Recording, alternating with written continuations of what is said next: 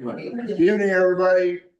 The chair is right there, and she's gonna officially open the meeting and then hand it over to me to run from here.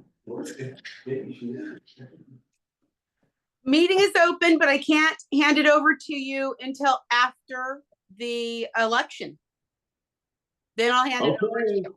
That isn't gonna keep me from talking. I know, but the meeting is officially open.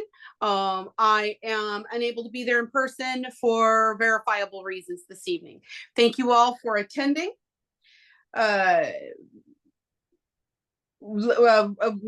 Let's stand for the Pledge of Allegiance.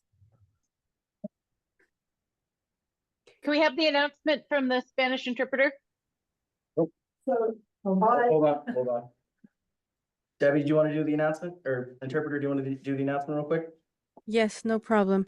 Buenas noches, voy a hacer el anuncio de las funciones de interpretación en español, pero también lo daré en inglés. Buenas noches, bienvenidos a nuestra reunión. I will also make this announcement in English right after the Spanish version. Para quienes necesiten interpretación, este seminario ofrece traducción simultánea al español. Para acceder al canal en español en Zoom, siga los siguientes pasos. En la barra de herramientas, en la parte inferior derecha, haga clic en el icono del globo etiquetado Interpretación. Lo puede encontrar haciendo clic en el círculo con los 3 puntitos que dicen More o Más. Seleccione Español de la lista de idiomas disponibles. Si prefiere no escuchar el audio original, puede seleccionar Silenciar audio original para una traducción más clara. Quienes asisten en persona y deseen un auricular de interpretación, pueden dirigirse al personal del Distrito 5, quien les ayudará a obtener uno. Gracias y disfruten su reunión. Good evening, welcome to our meeting. For those who need interpretation, this webinar offers simultaneous Spanish translation. To access this channel on Zoom, please follow these steps. On the Zoom toolbar, please click the globe labeled Interpretation. You can find this clicking on the circle with the 3 dots that says More. Select Spanish from the list of available languages. If you prefer not to hear the original audio, you can select Mute Original Audio for a clearer translation. English speakers who wish to hear the comments made in Spanish interpreted into English can click on the English channel to hear the interpretation. For those attending in person who would like an interpretation headset, please see District 5 staff who can assist you in getting one. Thank you and enjoy your meeting. And forgive me, Chair, before we start the Pledge of Allegiance, can you verify if anyone is 18 or older in the room with you? Thank you so much. No, there is no one at all in the room with me. Not 18, older or younger, nobody.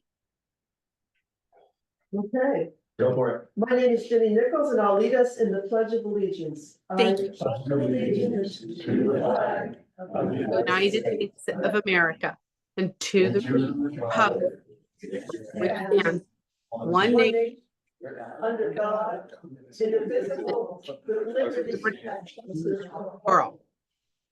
Thank you. Thank you.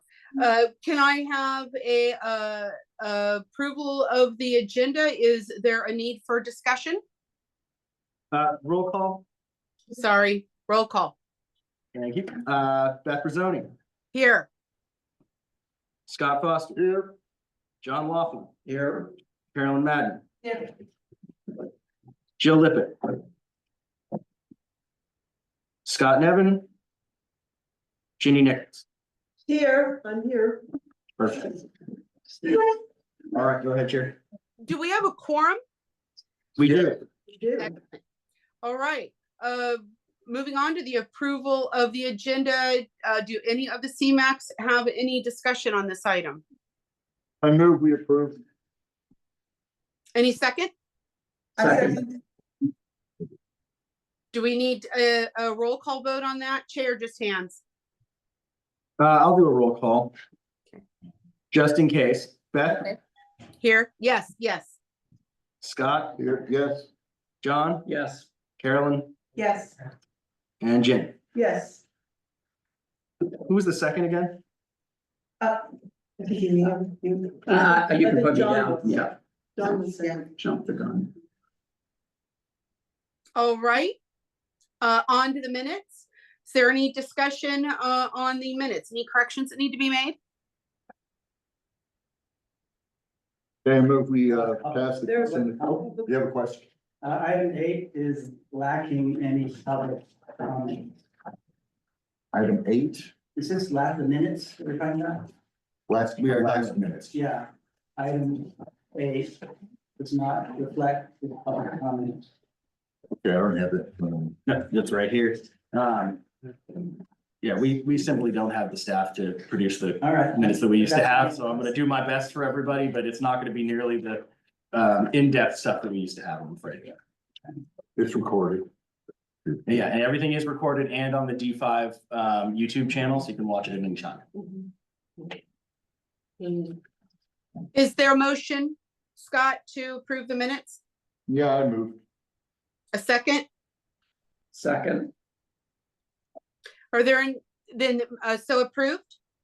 Do we need hands or do you have a roll call on that, Che? You have to do a roll call Okay. when we need somebody up. So Beth, Yes. Scott, Yes. John, yes. Carolyn, Yes, Jenny, yes. perfect. All right. Are there any conflicts of interest with any of the maps? Okay, great, thank you. No, I don't have a conflict of interest, but I do have an interest. I'm just for the record, Sure. I'm currently the chair of the Minimum Health Alliance, who's doing a presentation today, but we're not making any decision about that. Thank you for that disclosure, and that was appropriate. Thank you very much.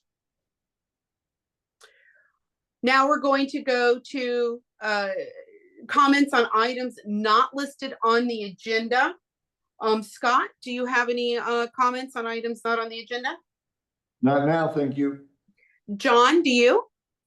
I was going to suggest that the MAC consider hosting a review and update by the county of the general plan. I did note that the county has announced a number of meetings, but typically not near our Bodega Bay locations. And so would just suggest that it'd be an opportunity to share with the public, and likewise the public can ask questions relative to the county's general plan for 2025. Thank you, John. I'm sure that staff will take that under consideration and I'll make a note of that. Carolyn? Yeah, Okay. Jenny? Any comments on items not on the agenda? no comments on items not on the agenda. Excellent. Okay, so let's move on to the county report from Supervisor Hopkins or staff. Unfortunately, I just received a text from Linda, or a text from Debbie that Linda was not able to get a hold of her, so she will not be able to call in. I apologize. I will be jumping in for Linda as best I can, but I am a poor second, so I apologize if I can't answer any of your questions. Introduce yourself. My name is Sheikh Asul. I'm a director on Supervisor Hopkins' team, lucky enough to be on the D5 team, and born and raised in West County, 7th-generation rancher out here. So I think I can see some folks that I have known since I was a little one. And former chair. And former chair of the MAC, founding chair of the MAC. Thank you, Scott. And your name again? Che, C-H-E. Okay, last name? Kasul, C-A-S-U-L. Thank you. So we had our special Board of Supervisors meeting last Friday in West County for the first time in a long time. It was in Sebastopol. We heard from many of you on items important to residents countywide. It was really great to see a lot of West County folks represented. The Sonoma County Board of Supervisors on Tuesday approved the creation of a committee to oversee spending of funds for Measure H that will affect fire services like the firehouse next door, where we set aside $100,000 from D5's infrastructure fund to help build housing for the firefighters over there. We are looking at recruiting. We're hoping to recruit from the coast for folks to sit on that committee. Somebody that I'm hoping to recruit is sitting right here, so we'll see how that goes and if I can twist his arm into it. Speaking of infrastructure funds, I'm excited to hear from Metanoma Health tonight. as we were also able to set aside funding for their dental clinic from the D5 infrastructure funds. We're meeting with the appropriate agencies next week to talk about boating safety after the issues with the crab season this year and the lives lost. We're going to be meeting with the Coast Guard, with regional parks, with the Sheriff's Department, and trying to find a way that we can deter people from going out when it is a really rough day on the water. And some folks just don't know. And so how do we communicate that to them in a very clear manner? So we're going to be meeting next week for that. The local coastal plan adoption is on the board's calendar for February 4th. So if anybody wants to come down to speak during public comment, please do. Linda did go down with several department heads during that LCP piece in San Francisco. A couple more in-depth pieces. There's a community engagement goal, and the MAC's helping the public, our customers, as we call it, see us as a little less of a faceless bureaucracy. Our biggest goal is the chair to prove that government works. We have a community public art project grant that's coming up. We've collected District 5 infrastructure funds and work closely with Creative Sonoma to roll out a grant program enhancing public spaces in the unincorporated area. It'll be about 10 projects between $5,000 and $10,000. The deadline is February 10th, so please do get on it. And if you have any ideas or have any questions, please feel free to reach out to me. I have cards on me after the meeting, and I can help facilitate Could you that. expand a little bit about what public art, what kind of thing you're talking about? That is, so it's going to be anything that is considered public space, public art. Obviously, it's not a great deal of money, $5,000 to $10,000.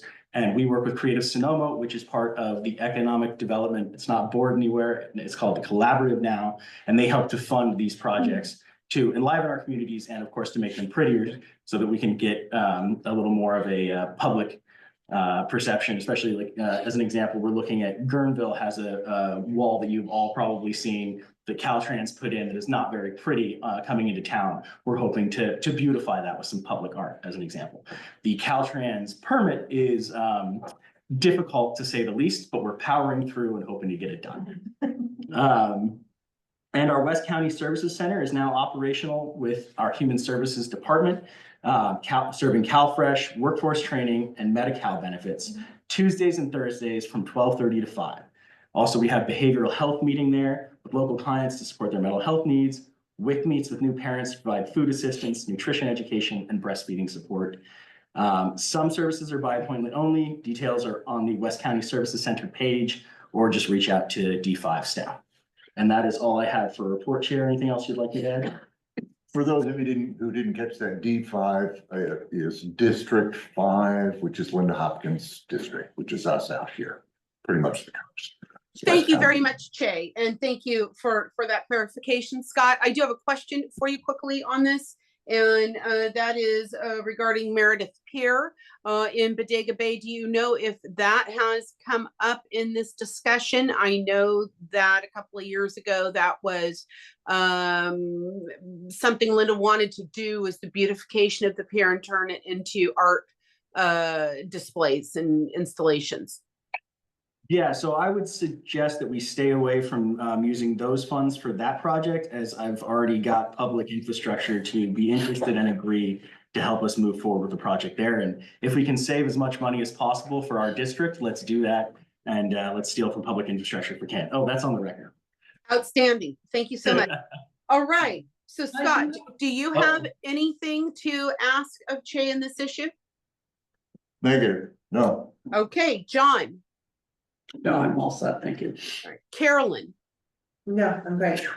Jenny. Yes, I do. Yes. I have a couple of questions with this grant that Creative Sonoma is administering. Is there any information about what the criteria is for selection other than Absolutely. District 5?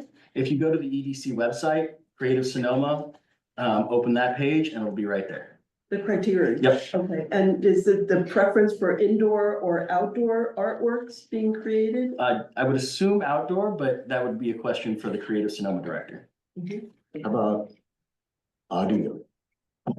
That would be a question for the Creative Sonoma director. I'll pass the buck. Music, yeah. All right. okay. Well, thank you so Thank much. Now I'd like to ask the public, in person first and then online, if they have any questions to Che about specifically regarding the report. You talked about the art being in public spaces.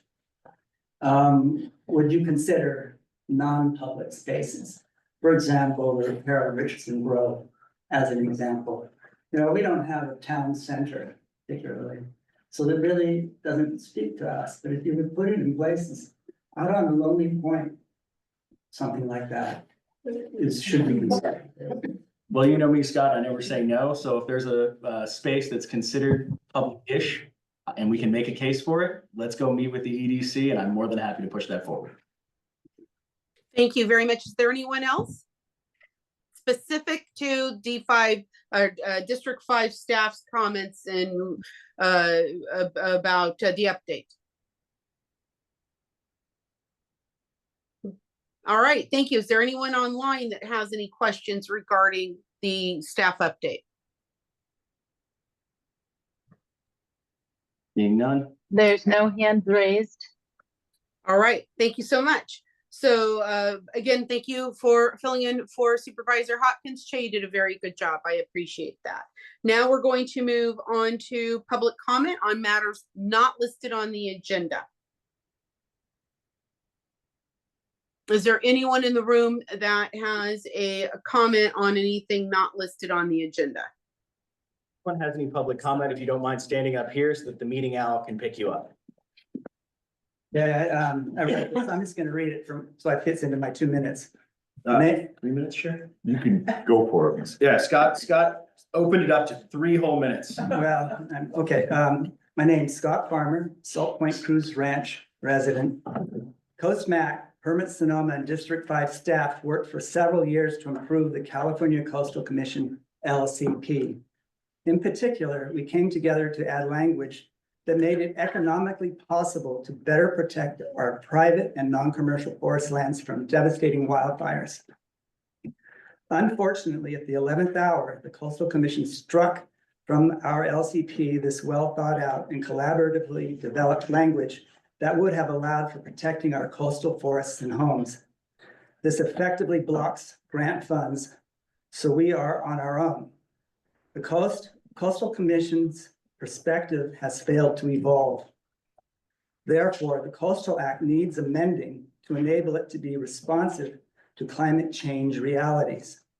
To Permit Sonoma's credit, federal grant funds are enabling a programmatic permit to protect homes, but only in the Timber Cove HOA and a few immediately adjacent properties. This streamlines the permitting process, thus removing the individual heavy coastal permit cost. Take advantage of this opportunity. Help one another to get ready. The Palisades fire is much within the coastal zone and serves as a reminder of what's at stake here. We fight the next fire every day that we get ready. Finally, I wish to thank the 50+ residents of Fort Ross and Timber Cove that responded to our call for customer comments regarding our frontier experiences. We compiled these and submitted them to the CPUC, and it made a difference. We are anticipating good news for broadband deployment from Jenner to Rotten Lane, both the ridge and the coast. Mark your calendars, January 30, and cross your fingers. Thank you, thank you, thank you. Good job. Thank you very much, Scott, and you did not go over 2 minutes. Just so you know, you did very well. Anyone else? Come on up, state your name and where you live, please. Hi, I'm Dylan Freeman Smith.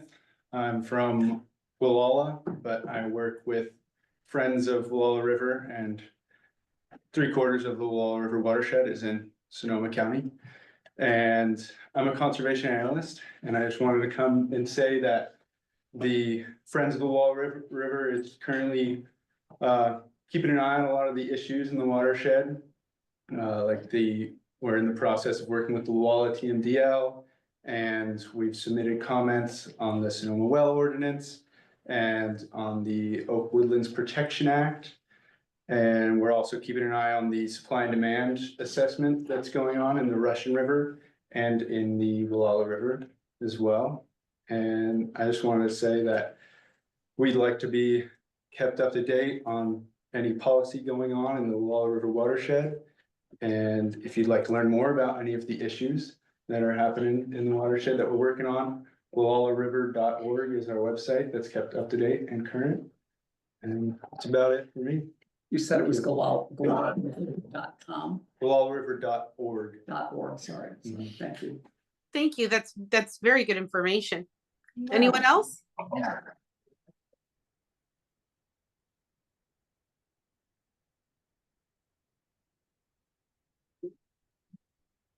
Nothing. Nope. Yeah. Okay. Is there anyone online?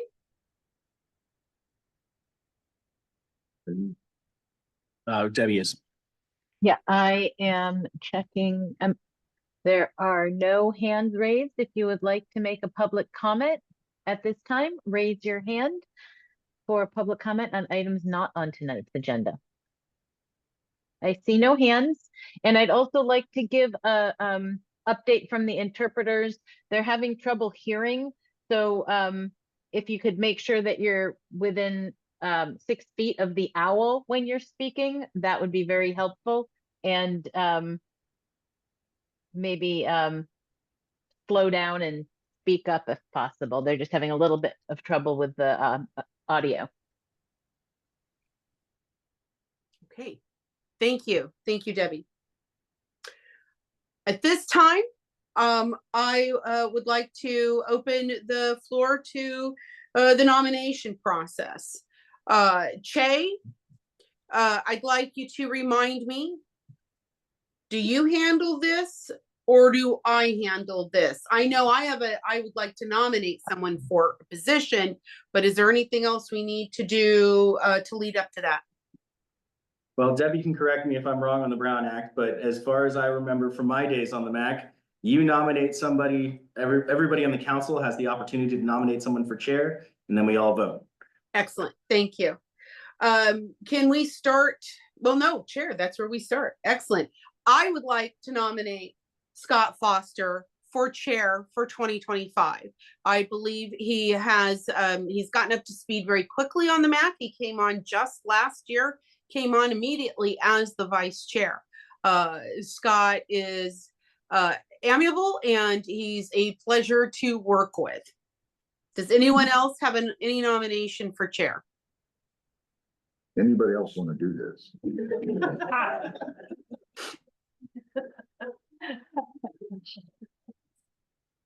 It doesn't sound like it.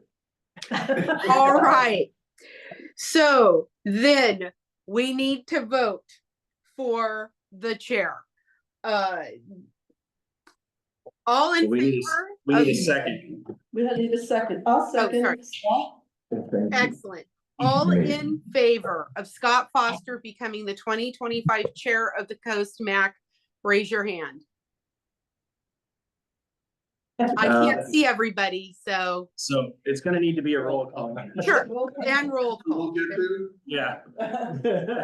Beth, Yes. Scott, you can't vote.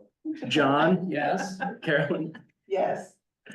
and Ginny. Yes. All right, motion, or, sorry, Chair. All right, now, hold on. Where's the gavel? He's already got it. Right here. Got the gavel? All right, I'm putting my gavel away. It's all up to you now, Scott. Oh, thank you. My turn. Okay, we need to select a vice chair. Anybody want to do that? Do we have a nomination? I'd like to nominate Beth Frazone to occupy the vice chair for the next year. That's very convenient. Thank you. This is, Beth, are you willing to do that? Oh, I forgot to ask you if you were willing. Yes, I'm willing to do that. Okay, thank you.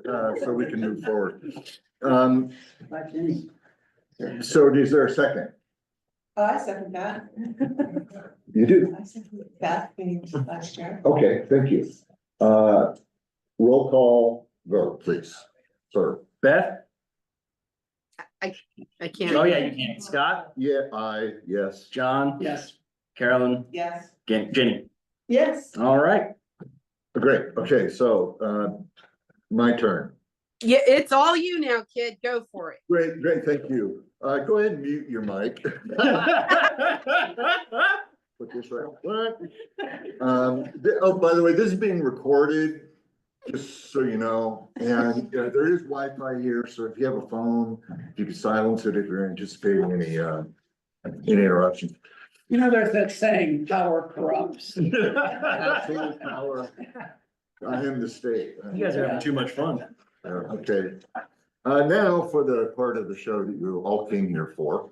One of the things about being the chair, the vice chair, and actually the host of these meetings, which we're trying, we try to move up and down the coast. One of the things we try to do is that host gets to kind of set the theme of the meeting. That's what's important to us in this community. And so we have agendized, if that's an adjective, we've invited three groups of people who are significant in providing healthcare services and just general care services to people out here. One of the reasons for that was for inviting them was to inform the community. So you got to actually see what's going on and ask questions and that thing. But the other reason I wanted to do that was because this is recorded. Supervisor Hopkins and her staff are going to review this, and I want to be able to demonstrate to them, hey, this is what we're doing out here on our own. And this is where we can need help. We could use help, rather. So with that in mind, I'd like to start with the most local, with our aging and community group, with Carolyn Singer and Nancy Fien are taking the lead on that. So Carolyn, are you speaking? Yes, so do we stand, Yeah, would you stand right here at the music stand? Because this thing needs to pick up your voice.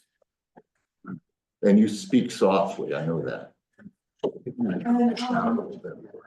Nancy said, oh, I just want to point out there's 3 Carolyns for this room. Yes, there are. That's unusual. That confluence must mean something. And they're all spelled differently. Yes, all spelled differently. Yeah. So Nancy's gonna start and kind of tell you who Aging and Community is.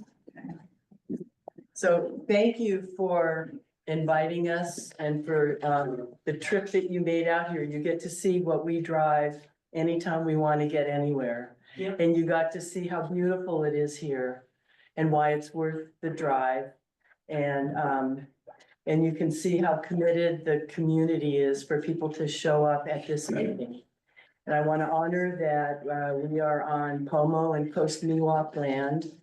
And it's a great privilege to be on this land and to take care of it and the people that are on it. So Carolyn and I are part of a small team of people that we call ourselves Aging and Community. And we draw participants from Timber Cove and from the Fort Ross Fire Service areas. And people of all ages are invited to come to our meetings. We open them up once a month, and we are self-selected, we are independent, and we are also interdependent. We are community volunteers and organizers. We've met monthly since 2016. We have a website, How Grown Up of Us, and an email list of 70 subscribers, 70 plus. We connect community members with needs to local volunteers and service providers. We're bridging that, those two roles. We had invited speakers and community members who come and share information on topics of interest and concern as we age. Carolyn and I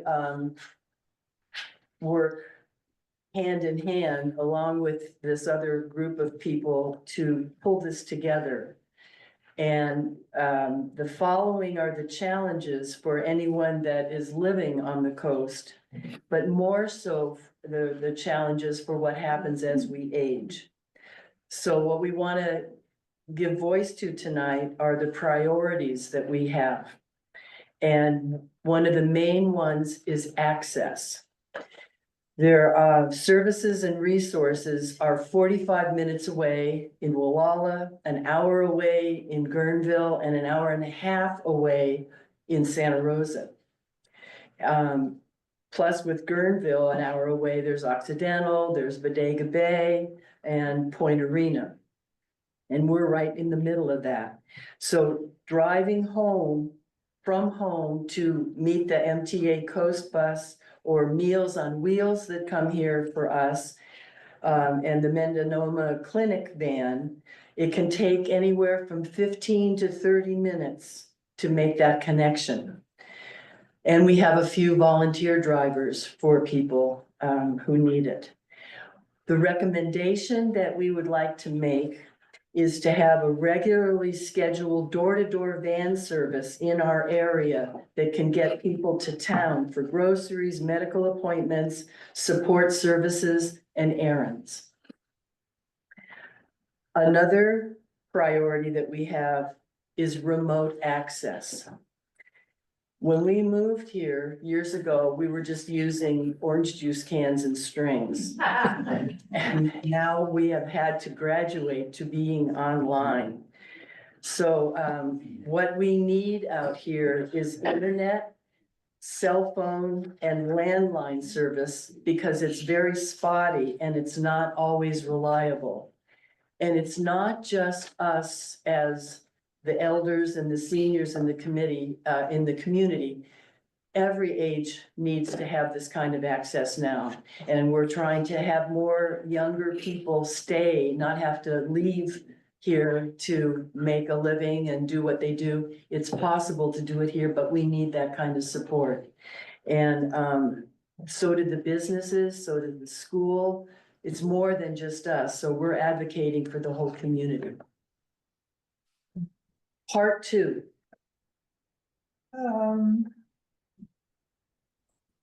Okay. We need. Wait, Carol, you have to go up to the mic. Go to the music. Get closer to now. Yes. I gotta face it, right? It winks, its eyes blink.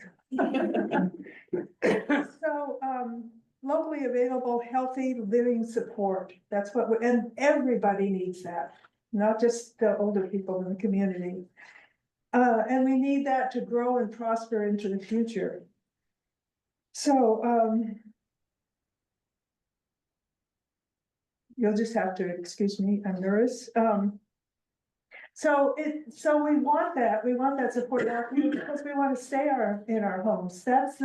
That's where we're going to be most healthy, most connected to our community. And it's cheaper. In the long run, it's cheaper for us and any other care system that we've got. So it makes sense on a lot of levels.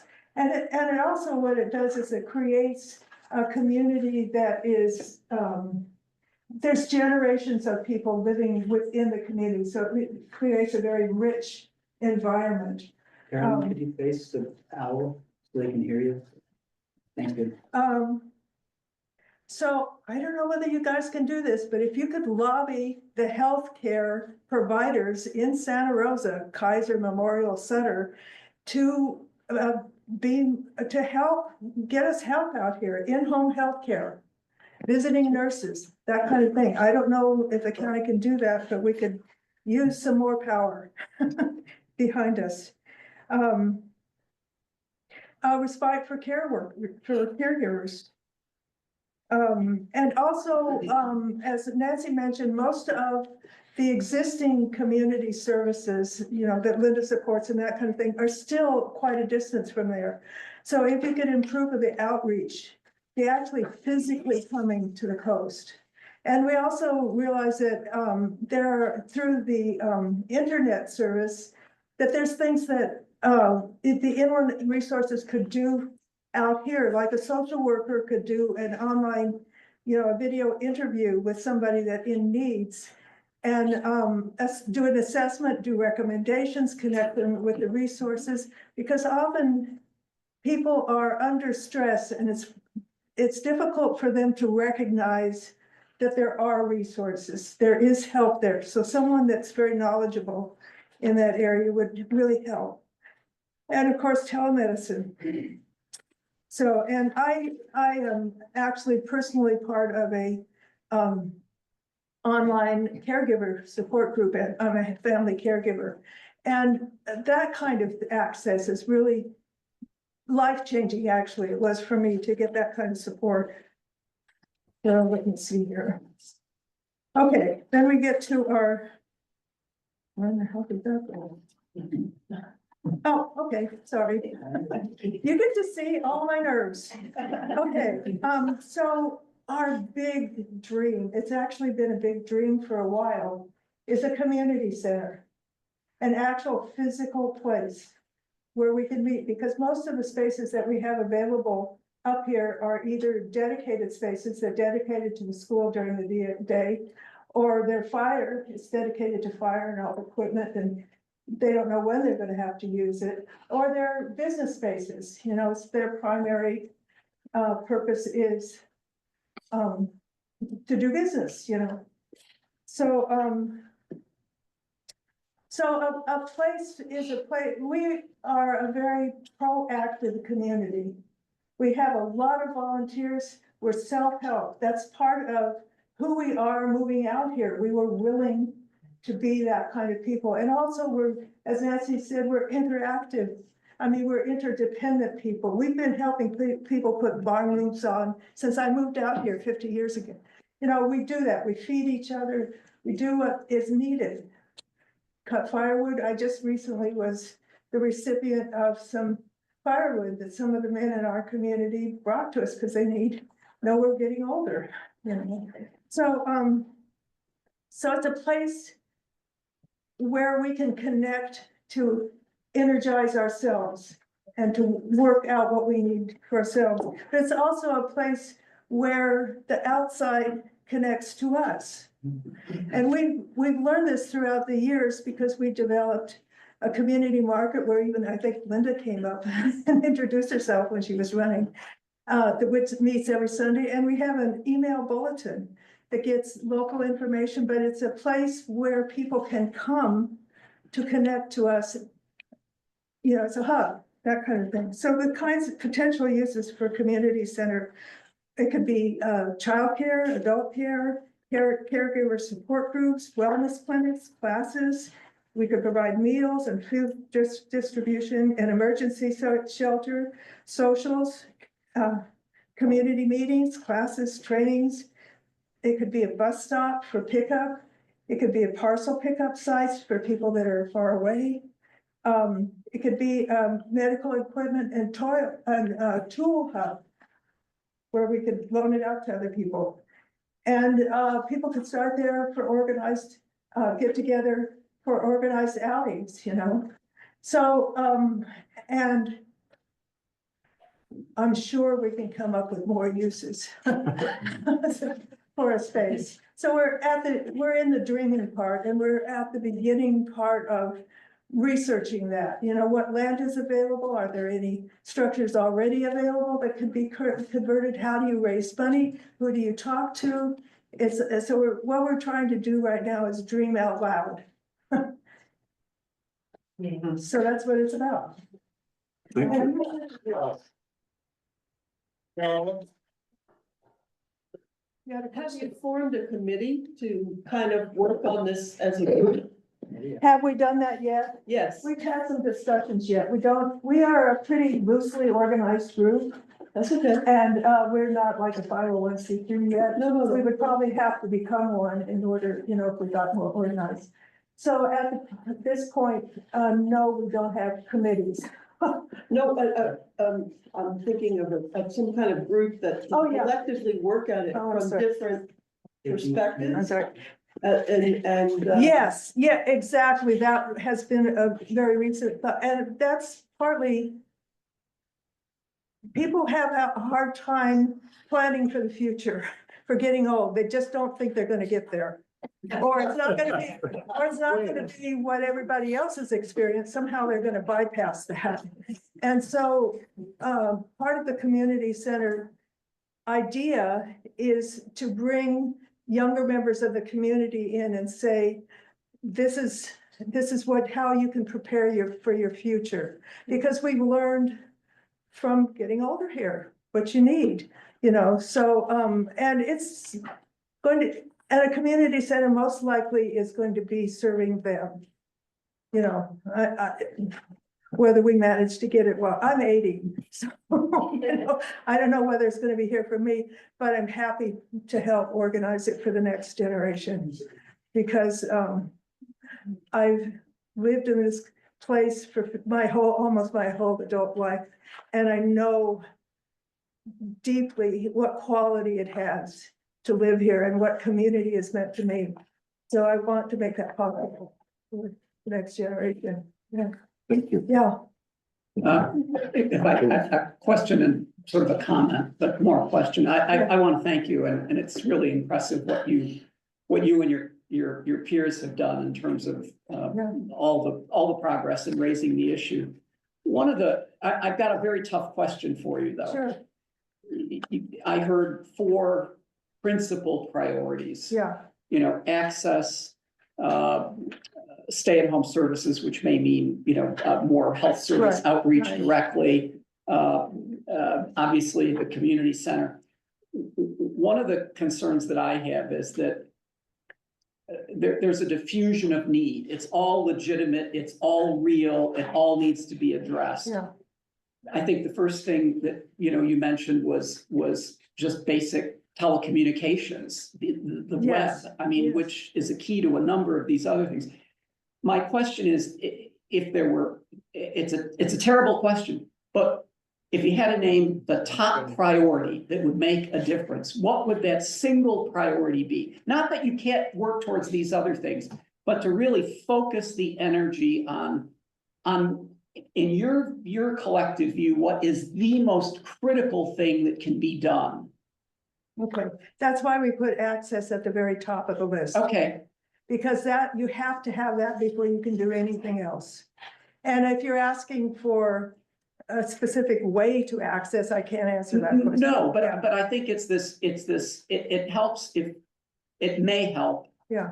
To have at least initially, a singular point of focus, not exclusive focus, because there are opportunities that come along and we should take advantage wherever the good stuff is. But I've participated in these meetings for more than a year now, and I've heard this issue over and over. And at least as one person that lives here and takes this stuff seriously, I think, and it's not the time for agenda items, but I think the county absolutely has to come to the table and use its political muscle and its financial muscle to ensure telecommunications access to these areas that are outside of the mainstream. It is a crime that you don't have cell service as you drive up Route 1 or in some of these small communities. I mean, it's a safety issue and it's a health issue. And so I applaud what you're doing.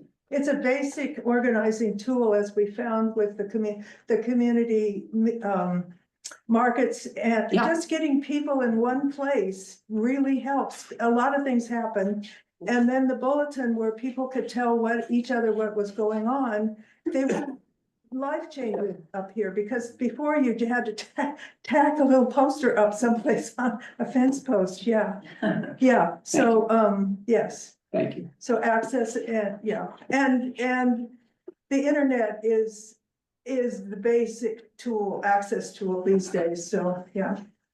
Okay. Thank you. Any questions from Beth? Got anything? Yes. First, I want to thank both Nancy and Carolyn for a wonderful presentation. And Nancy, you did wonderful, and Carolyn, you did exceptionally well too. And it's difficult. Public speaking is difficult. And you did both get a star today. Just know that.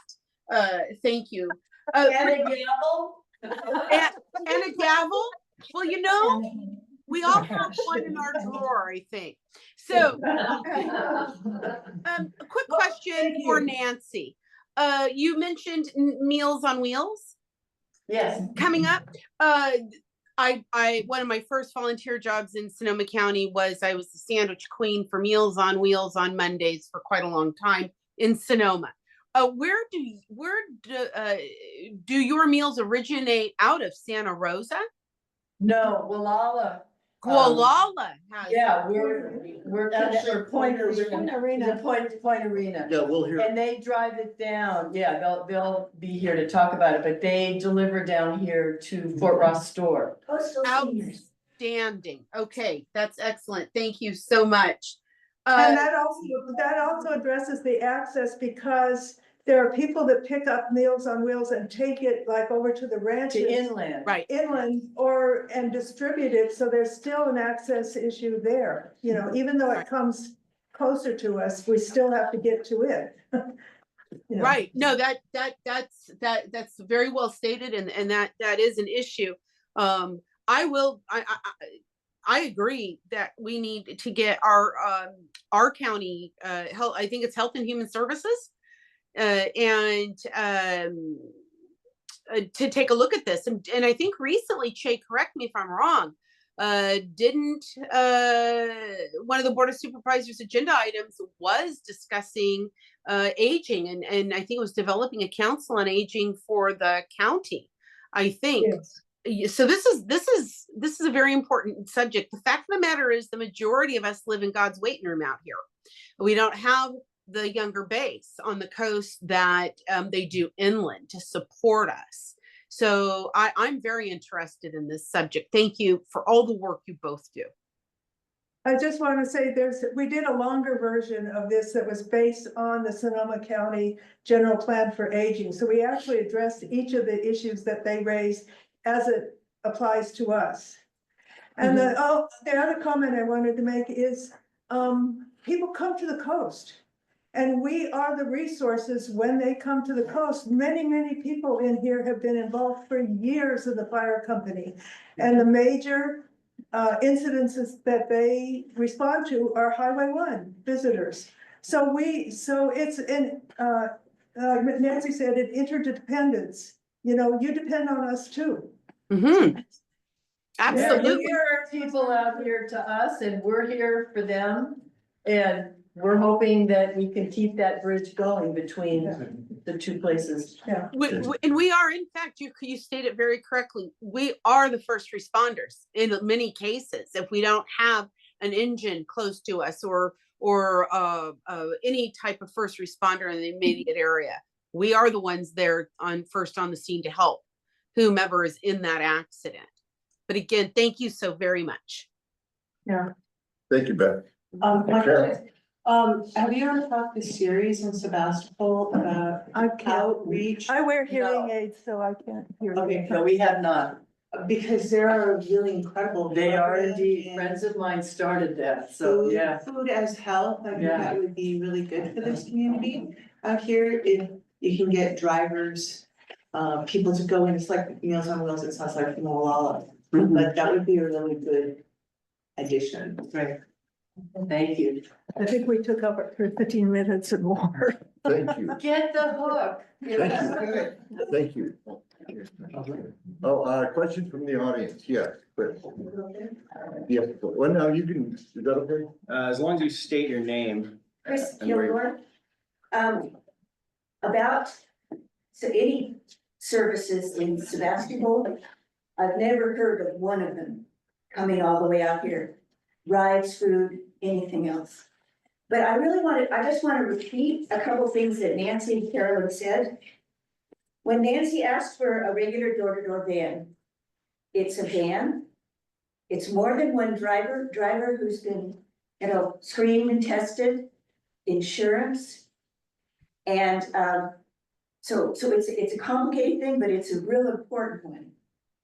And then regarding the visiting nurses, we do have RCMS up in Wallala who does some visiting nurses, but I've been on Kaiser everybody raise their hand, West Kaiser. Well, does a visiting nurse comes out here, so that's real important.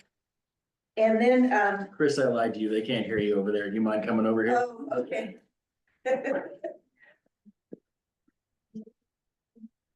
The issue of the van, it requires a vehicle, it requires more than one driver trained and insurance. It's a real important issue. And that's one of my favorite asks that these guys brought up. And then the visiting nurses. It's very difficult to get a Kaiser visiting nurse from Santa Rosa to come out here. Yeah. We do have some, if you go to RCMS, you might be able to get a visiting nurse. So everything that all these senior services, and I know a couple people who've moved to Santa Rosa. And they have amazing, they can get rides, they can get attention, they get calls every day, they get all these things. None of it comes out here. So, and the community centers, we have a couple architects who could plan this center if we just had some funding. Thank you, Chris. Okay. Any other public? Scott? All right. Handshake the habit. In answer to your question about organization, I think Carolyn understates the organization. When did CHCB start? About 25 years ago, maybe 30? Yeah. Yes. I attended that first steering 2000. committee meeting, and the senior senator was discussed. Between then and now, we've formed an amazing online bulletin. The market is that's our Sunday going to meeting. And it's really a well thought out, long desired thing. This is not just casual. I just want to emphasize that. Just one, if you want any of the things that we've written out, if you'll just email me at csinger@mcn.org, or give me your email, or just say you want it, because I've got most of your emails. I can send it to you online. And, you know, there's a more detailed list of needs and recommendations, and also the page one that we were using today. Yeah. Okay. I wonder if there is any kind of formal or informal process that the community could make through this organization body to the county to go on record with the request. I'm sorry, I couldn't hear you. My question is whether or not there exists a formal or informal process for the community, the organization that Scott alluded to go make a formal request to the county and be on record for this request and try to move it, incrementally forward somehow. I think that's a great suggestion and a great next step. Yeah. Yeah. I thought we were doing that here. I'm not aware of it. Like begging you. I'm not aware of it, but I don't know, I'm happy to, On your way home, drop some breadcrumbs. We will follow them. Check. What we're doing here, does that actually do the things that are? Absolutely, and you can use the MAC as a tool to make that ask. So if, as an example, the chair reaches out to me and asks for something, and I bring it to one of the departments, if I say, the chair of the MAC is asking for this, that has a lot of weight. And then, of course, you have D5, you have Linda Hopkins behind you, and you have the MAC chair who represents 50 miles of Sonoma Coast. Yeah, that's gonna matter. I would suggest some, maybe identifying a property at some point.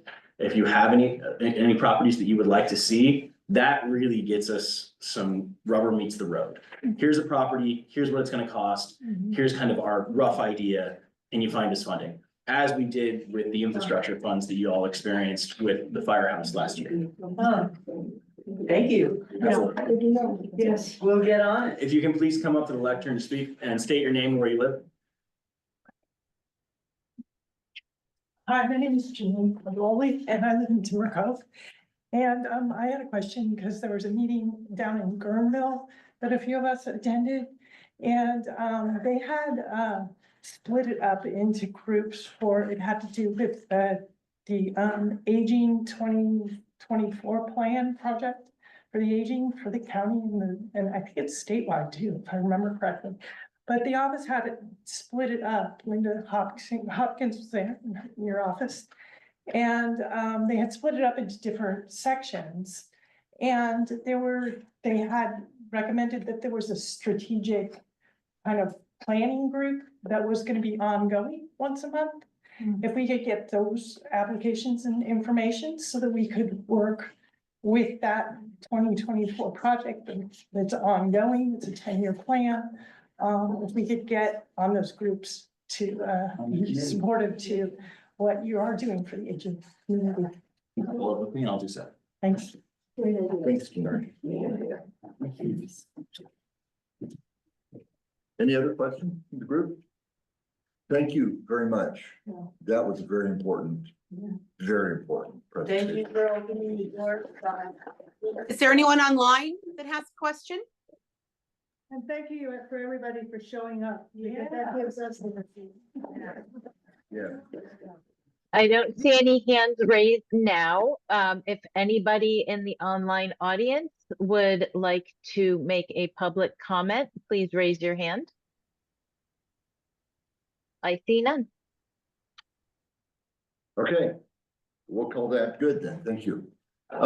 Next up, from up the coast, the coastal seniors who, as was mentioned, host, among other things, the Meals on Wheels program. Their board chair is here tonight to present to us, Carolyn Andre. Brought to you by another Carolyn. Andre. Thank you for coming up. Thank you for having me. Letting the real North Coast come join. I also have never been in a room with two other Carolyns. I'm debating whether I like it. Okay. We're here to talk a little bit about coastal seniors and what we do. And I can tell from what I saw before that my presentation is too long, so I will be cutting it as I go.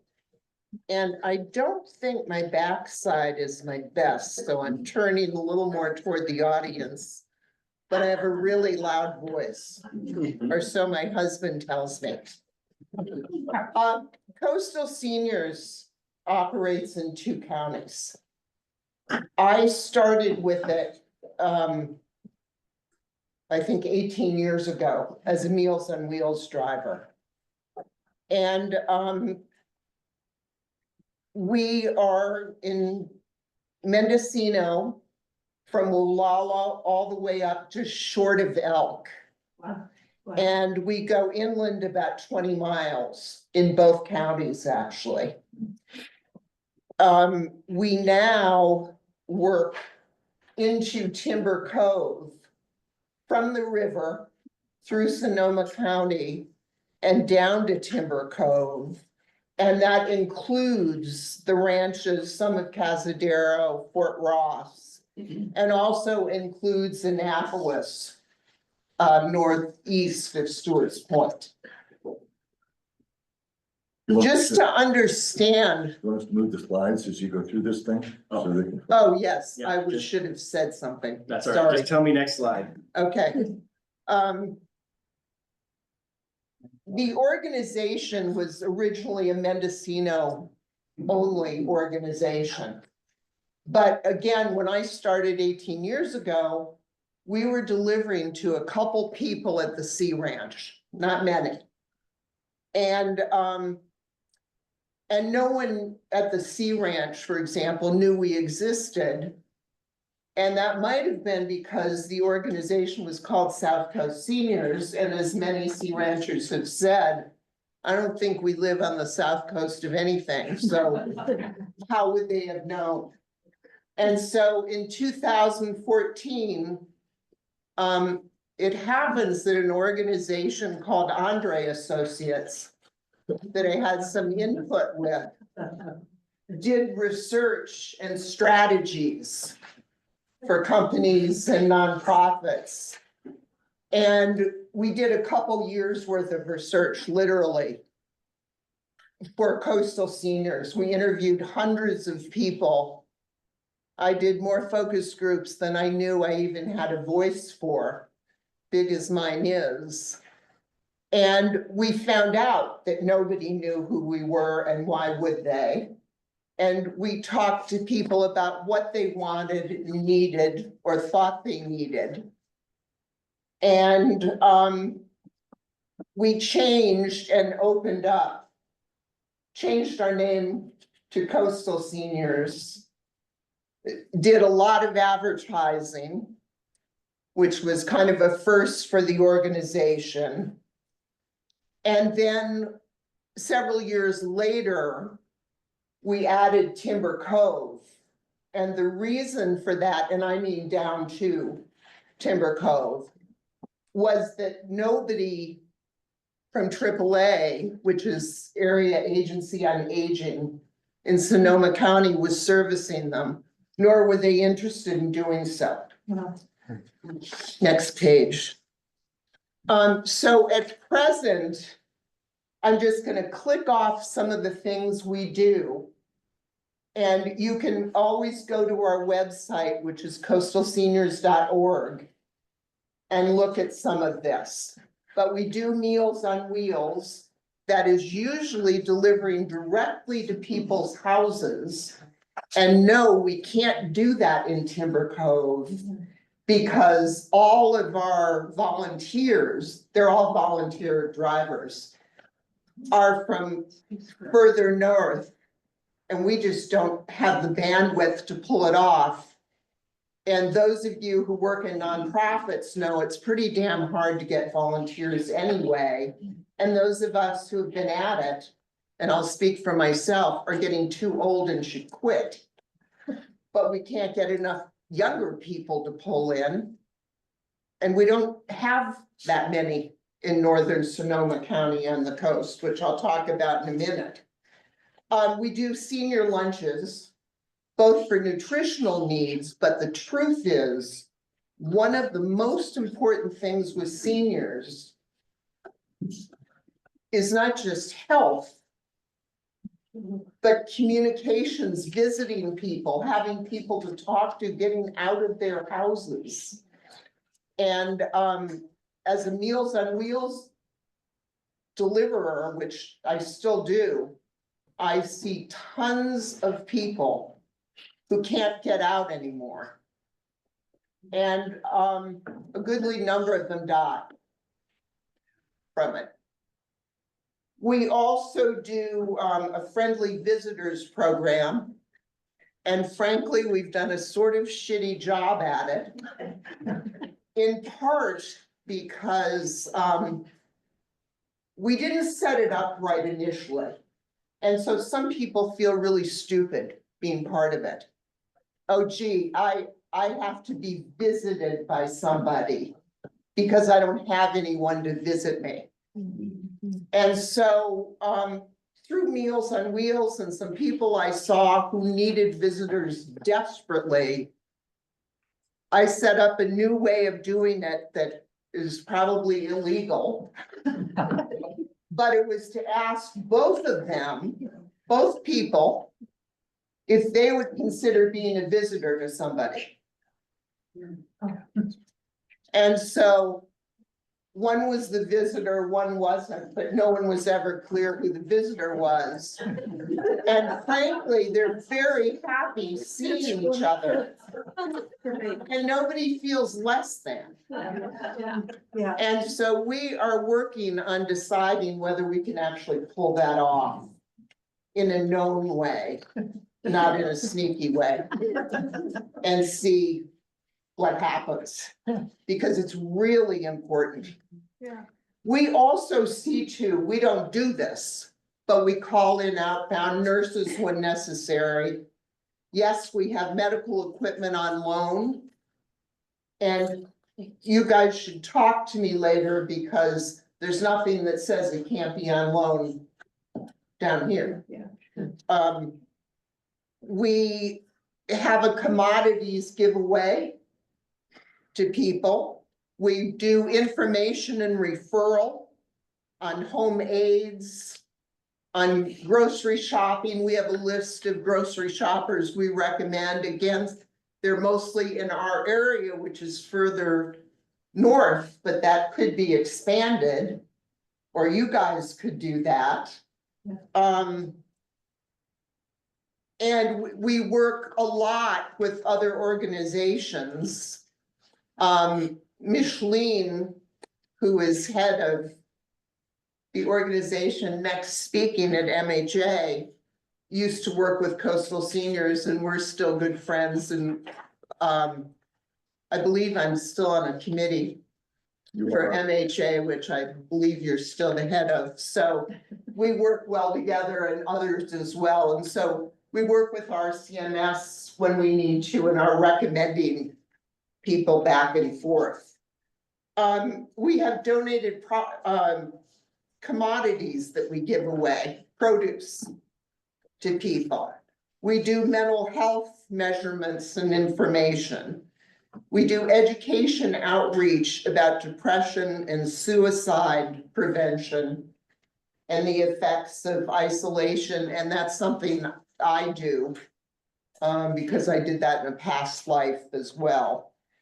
And on a cheerier note, we thank the Timber Cove Lodge, excuse me, or resort, for occasionally doing free lunches for our people and coming down here. And since the community center had a little fire, we unfortunately no longer do lunches up there. And so that's really cut into the visitation stuff, and it's a major loss. Okay. Now I want to talk a little bit about meals delivered by Coastal Seniors. In 2012 and 13, I'm sorry, this is a new page. I've been following you. Oh, wait, no, I didn't. Page 7. Okay, we're gonna go back. There we go. Thank you. 600 meals were delivered in Sonoma County. After changing our name to Coastal Seniors, meals doubled to just over 1,200 by the end of 13-14. In 2018, we had delivered 1,881 meals in Sonoma County. 2023, 5,480. And we just updated this. We haven't quite finished the recount, but this past year we did 6,762, and there may be.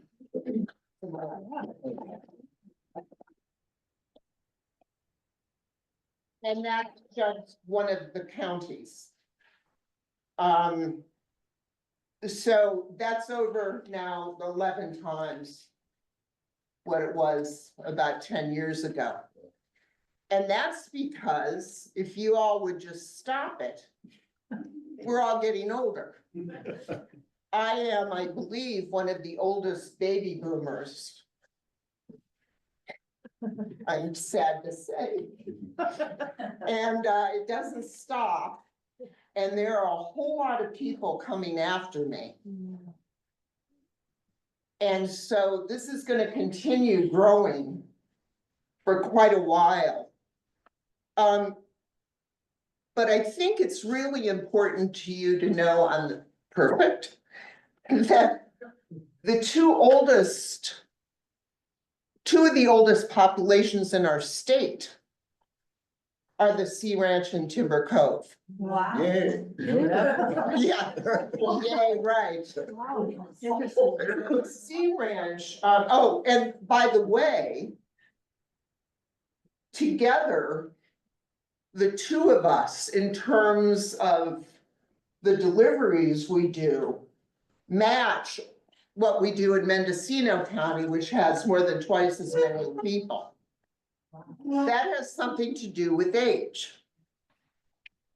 The Sea Ranch makes me sad to even. Oh, I guess I didn't do that on this page. Okay, I'll get to it in a minute. We are right now using monies from money that was raised for a new building to pay for what we're doing in our two areas. And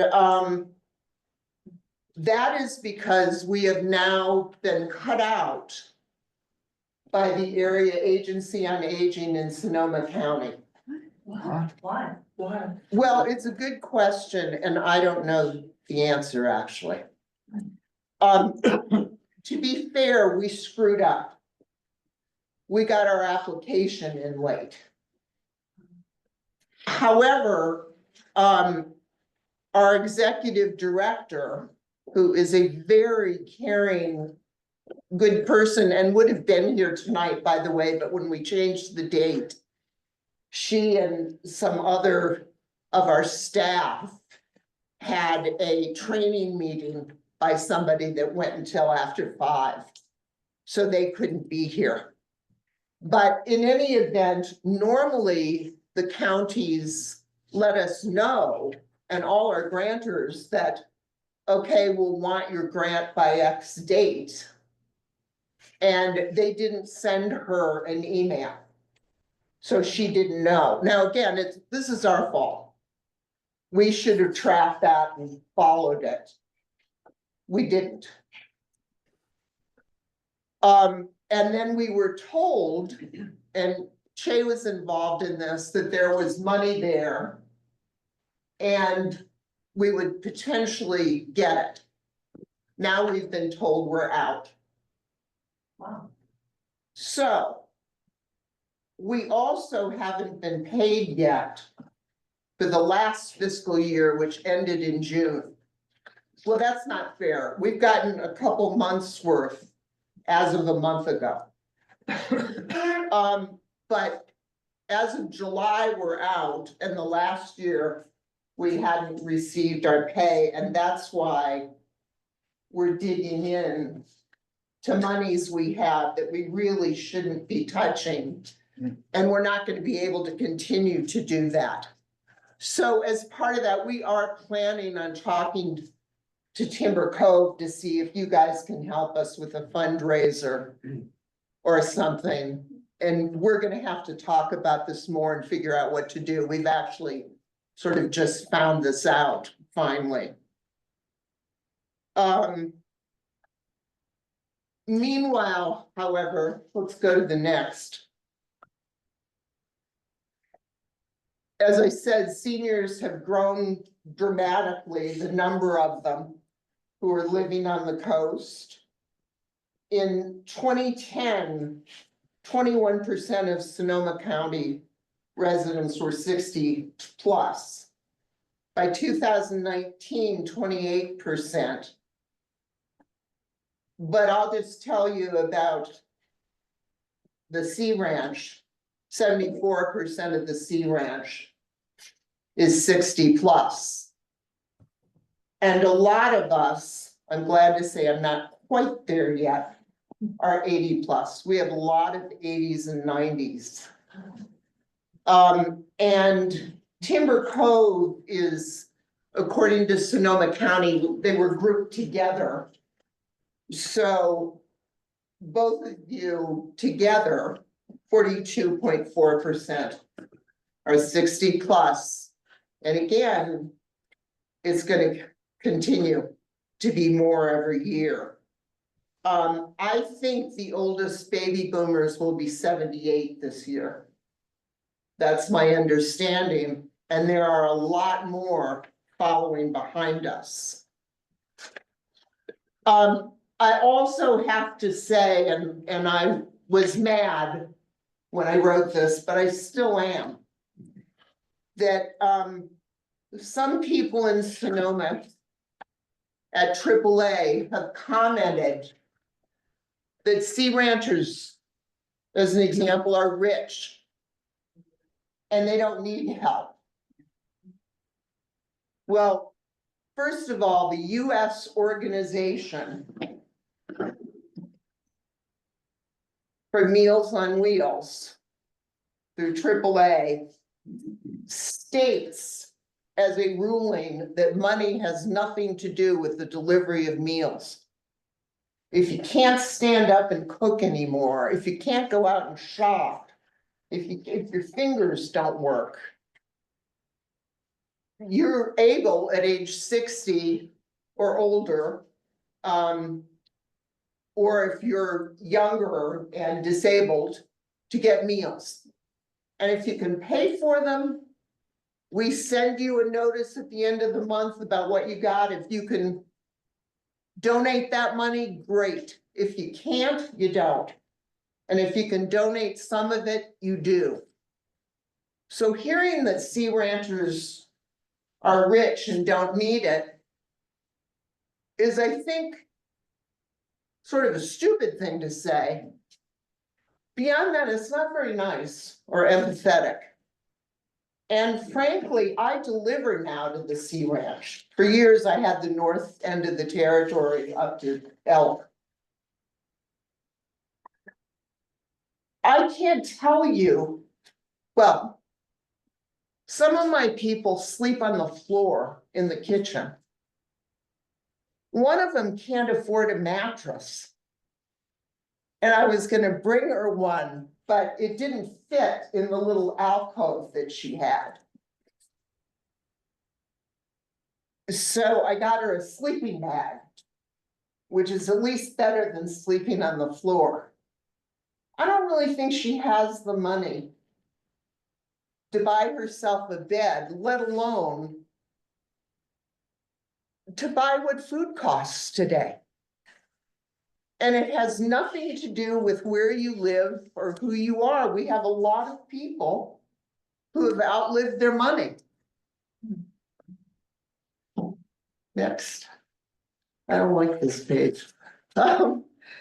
So where are we and what do we need? We've just begun to get some money, as I told you, from Sonoma. We haven't yet gotten the rest of the last 6 months of the last fiscal year, but hopefully we will soon. We have no money coming in. And we mostly feel, I actually live at the Sea Ranch. I feel like we pay taxes. I think you guys do down here. That's my understanding. If you don't, maybe you can tell me how. And our population is going to grow. And we need some help with this. And we're asking for it from the county that we all live in. The next slide. If I could make a comment, if you can send me that information, how that was communicated with you, and let's talk. Okay.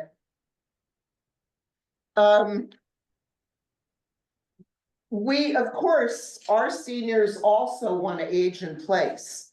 Now, having said that, I can't speak for down here.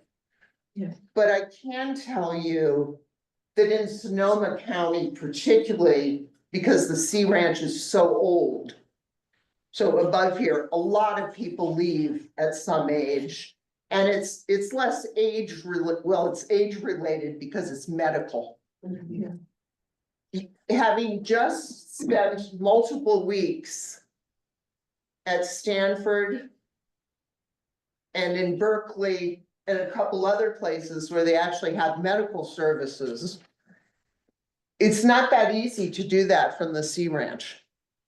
I think it used to be an hour and a half to get to my home when we moved. Now it takes up to 4.5 hours from some of those places, and Stanford was 5.5. So going back and forth each day for treatments isn't really a very good thing to do. So we got to see a couple movies and have some good dinners. That was nice. But our seniors want to age in place. And again, as the ladies before me talked about, there are various services that are really needed. Meals on Wheels obviously is a big one, but you're right about nurse visits. And we have it better than you do because our CMS is closer to us. Socialization programs, getting together somehow is, I can't tell you how many people I counsel who tell me they want to die. This is our suicide prevention thing. And why is it? It's because they're lonely as hell and they can't get out of the house and their friends can't get to them. And we go through these things where this woman, I love this woman. She couldn't make cookies anymore. Her fingers didn't work.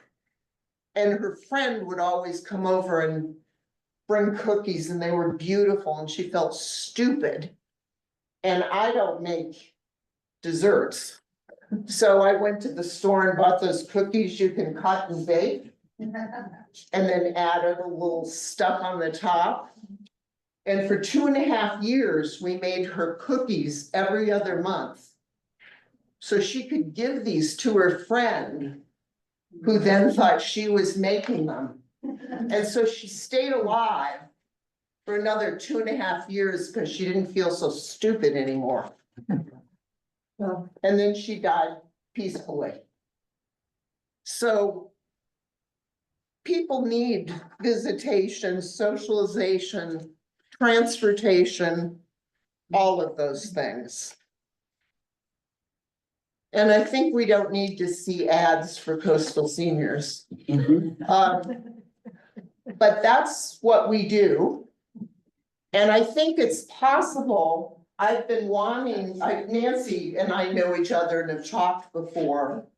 I had planned on talking to her earlier than this, but I had to be away for a while. So there may be some things that we could help fill in. However, we're stressed to the max. We got all these new people who moved to the Sea Ranch during COVID.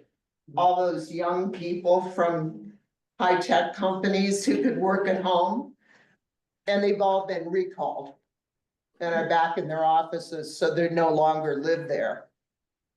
So we're still as old as we were.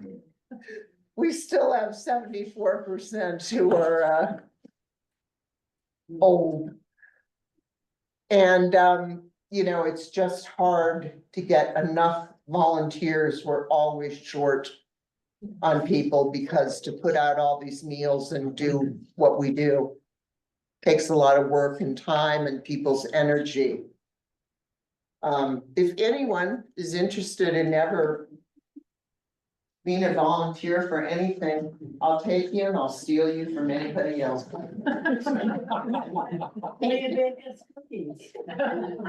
Me? Just got them. We won't know the difference. If I can do that, no problem. I'm sorry. Any questions? Questions for the Senator. Oh. Great. Yeah, thank you very much for that very detailed presentation. You're welcome. I was not aware myself of the percentage of elderly people over certain age in Timber Cove and in Sea Ranch. Yeah, 42 point something in Timber Cove is, Timber Cove in Jenner is a pretty high number. Yeah, it is a high number. And 74 is ridiculous. Any other questions? Beth, do you have any questions? Anybody out there? I just want to comment. I'm just so very impressed with the work you do, Carolyn. It's incredible. Thank you very much for everything you put into your community. I'm all the way down here on the other end of the coast. I'm in Bodega Harbor and Bodega. And I just am very impressed with your commitment to your community. Thank you, but I do want to say one thing about that. The truth is, I would give up my job as board chair right now if anybody's open. But I would not give up my job delivering meals, because I think, honestly, I did a lot of things helping a lot of companies when I was younger, working in part in an ad agency, that I don't feel that great about. And so when I moved where I did, I decided that when I quit work, I was gonna do things differently. And I get a lot out of, I do this selfishly for me. I I understand get a her very lot. well. Yeah. Really a lot. And so would any of you who want to be volunteers. One other thing quickly for you. I am so grateful also that you brought up the misconcept of only the wealthy live in Sea Ranch. And we get that in Bodega Harbor all the time too. So thank you for bringing that up. Yeah, I know there are other places that hear that, and it rankles me. Yeah, it's just not true. There are some people, of course, that are very, very well heeled. Then there are others that can barely afford to survive. So thank you. You're welcome. Thank you. Thank you. Got a question here? As you were Yes, sir. talking, I was imagining how, Scott, can you say who you are? Scott Farmer, local. As you were talking, I imagine how what you do might be served by the center that we're talking about here in Timber Cove. Having an anchor here, a structure with volunteers there. Could you touch on how that might help what you do here? Oh, sure. Well, first of all, as they sort of pointed out to you, we bring meals down here, but we don't drive them to people's homes. We don't have the manpower, more like women power, to do it. And our office, which is a big factor, is in Point Arena. We want to move to Wallala because that's more the center of the territory for us, and it would be so much easier. Since I've been board chair, which I think is 13 years, we've looked for a place. But we need a big commercial kitchen as well as space for things, for lunches, for socialization, for offices, etc., for our buses. And we haven't been able to find one. We're still looking. And I'm talking to a couple people right now that may be something. But we've been disappointed year after year and haven't been able to do that. So we're in Point Arena. We still have lunches for people in Point Arena. But the truth is, you guys don't want to come up there. People in Wallala won't come up there. The Sea Ranch isn't coming up there. It's way too far.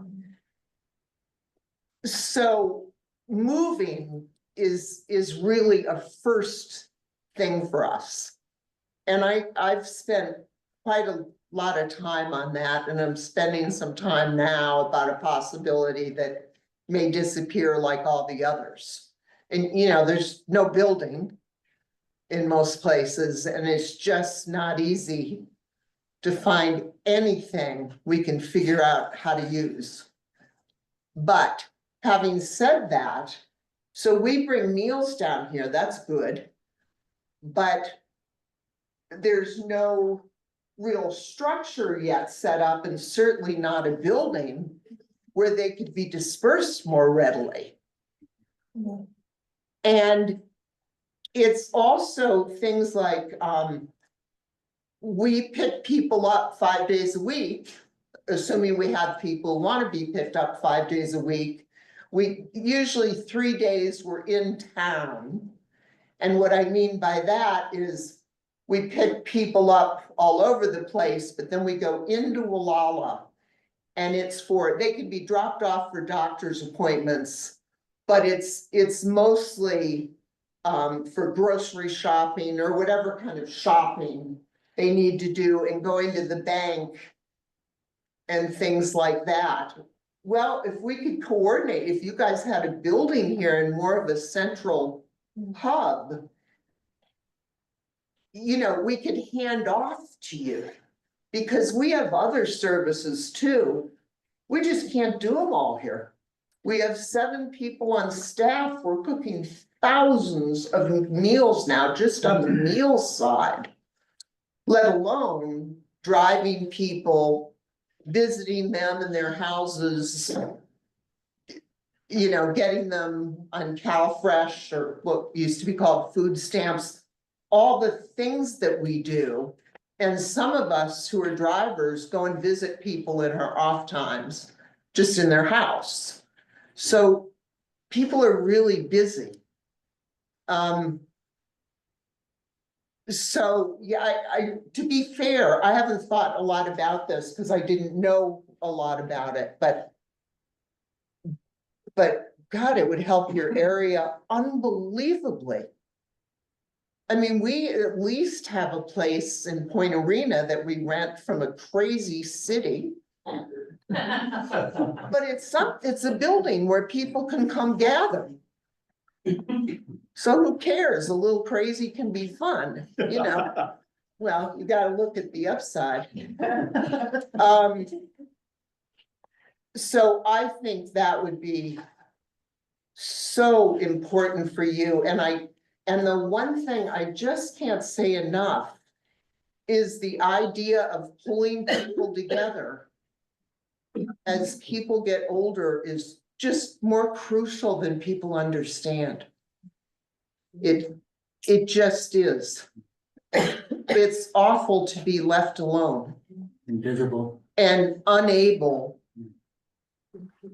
to get there, to get anywhere. So yes, I think that would be fantastic for Timber Cove. Thank you.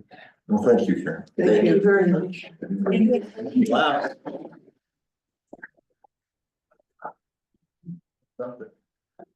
Okay, everybody wave their arms around a little bit. Okay, next, we have Kathy Fry and Chris Yusi from Mendonoma Health. And we're gonna talk about what they do at Mendonoma Health, and then after the meeting, which won't last a whole lot longer after this, don't hurry. You'll have the mobile clinic open out here for tours. So over to you. Okay, wow. This is really an honor and what a hard bunch of acts to follow, but we will do our best. Thank you so much for this really great opportunity to come talk to you about Mendonoma Health Alliance. My name is Kathy Fry. I'm the Director of Clinical Operations there at Mendonoma Health. Yes, I look young, but actually I have Medicare. So, and I absolutely just love what you are talking about aging in place. And I think what we're going to offer to Timber Cove area is really going to, I think, make a huge difference in a little niche in how we can help support everyone on this community to age in place. So we have, Chris, introduce yourself. Oh, sure. I'm Chris Bessie. I'm the Director of Non-Clinical Operations. So we're, historically, we've been around for about 7 years, and we've done a vast number of non-clinical things to help out the community that we're gonna talk about. And then a bit of a spoiler, because we have the mobile clinic up front and their Director of Clinical Operations, but we're gonna be looking into that too. So we're gonna talk about that as well. So real quick about MHA, for those who may not know, the organization is really a true community organization. It was brought and formed by the community with 3 major partners, Red Coast Medical Services, Coast Life Support District, and Santa Rosa Memorial Hospital. But really, this organization grew from that. It really came from the ground up. It wasn't like a bunch of people saying, oh, let's get together and do some things that we think should work. This was more about what does the community need, and let's form an organization and start to really see how we provide those services to the community. Our purpose is really to address those gaps in care And when we talk about health, I'm not just talking about medical health, we're talking about whole person health, mental health, spiritual health, physical health. Health is more than just, you know, that cut or that blood pressure that you have. Came together in 2016, became a nonprofit in 2017, thanks to some amazing people who put lots of hard time and energy into making this organization work. That's our mission and vision. Our service area, as you can see, runs from pretty much Timber Cove, and if you really think about it, even a little bit probably south, all the way up to Irish Beach, and actually probably just south of Elk, and there's some conversation about even Elk as well, and inland. Right, so our service area is pretty much the same as our CMS's service area, Coastal Senior. I mean, I think we all have very similar service areas because the need is so great. Next slide. I'm gonna let Chris talk about some of the programs that we currently do before I talk about the fun stuff. The new stuff. Yeah. Oh, this stuff's fun too, trust me. This stuff's fun too. So we have a host of different programs that we do a lot of different things. I think about our services as sort of a wraparound. You go to the doctor does a lot of stuff for you, a lot of important stuff, and then you go home and there's all these other things you need. And then also there are all these things that some of you may have heard of called social determinants of health, where the way you live and the opportunities you have are really going to impact your health. And those are all areas where we're trying to do the best we can for the community. For instance, we have a care transitions program. It's a 30-day program. When you get out of the hospital, you come all the way back out here and you've got to keep your medication straight, and you've got to make sure you're doing whatever you need to be doing at home. You've got to get to specialists. We work that first 30 days to make sure that all of those things happen, so you don't wind up back in the hospital.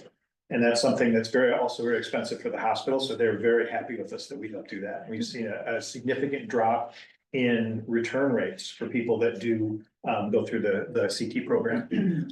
Care coordination is sort of where we do everything. Talking about accessing fresh food, getting CalFresh set up, paperwork for things like that. Also random paperwork. I know you guys might have seen some of the, some of the fall fundraising that we did. Sending out, talking about one of our clients she works at the Walla supermarket, getting older, losing her hearing, and she's having a really hard time doing her job. She just couldn't anymore. And over the course of about 6 months, we were able to go through a million hoops and paperwork and everything else, and able to get her hearing aids. And now she has this low line in the checkout line because everybody wants to stop and talk because they don't can, which just feels good. What else? We do transportation, people that need to get to the hospital, people that need to get back from the hospital. We help also if people need to go to the hospital and they're going to need to be there, the night before because you've got something that's going to happen at 5 o'clock in the morning. We help find funding and find a room so that they can get there the night before, so they're ready for what they need to do.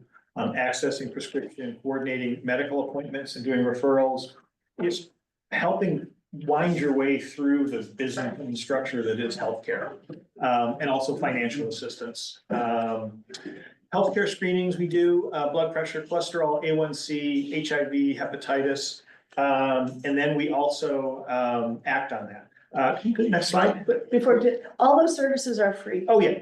All free, everything, all free. There's no charge for those to the client. Absolutely. Go to the next slide. I wanted to talk about these two because we also do community education and workshops that kind of work in with the screening. We have a healthy living course, talks to people with diabetes, people dealing with chronic pain. So a lot of times someone will go to our CMS and say, hey, your A1C is crazy high. You have diabetes, you need to do something about it. They'll send them down to us. We can give them a free glucometer, show them how to use it, and then put them in a class to learn so that they can learn how to eat healthy and how to exercise. We have a Matter of Balance course that I know for me, I thought, because I'm the young guy in the room, I'm not quite under the care. I always thought, okay, Matter of Balance, because we're teaching people how to maintain balance, how to not fall down. It turns out that Coast Life Support, over 15% of their calls every year consistently are just people that are falling down. Yeah. And it's serious enough, they need to call an ambulance. So That that's. was a great class that was taught in this community. Oh, you did? You did? No, you taught. Yeah, it's been out here a few times. 10 weeks. Yeah. Excellent. And then we do outreach, we speak with panels, we had a great panel up at the Point Arena Theater just a few months ago. We do a lot of recovery work. We have 3 peer recovery coordinators, they're counselors that have lived experience and help people in their recovery. We do group events. Speakers panel we did for the kids in the schools. We also do prevention education in the schools every year. We do drug take-back events quarterly, which continue to amaze me. And everyone has all these drugs laying around their house. You don't want them laying around your house. We average 100 pounds of pills every couple of months.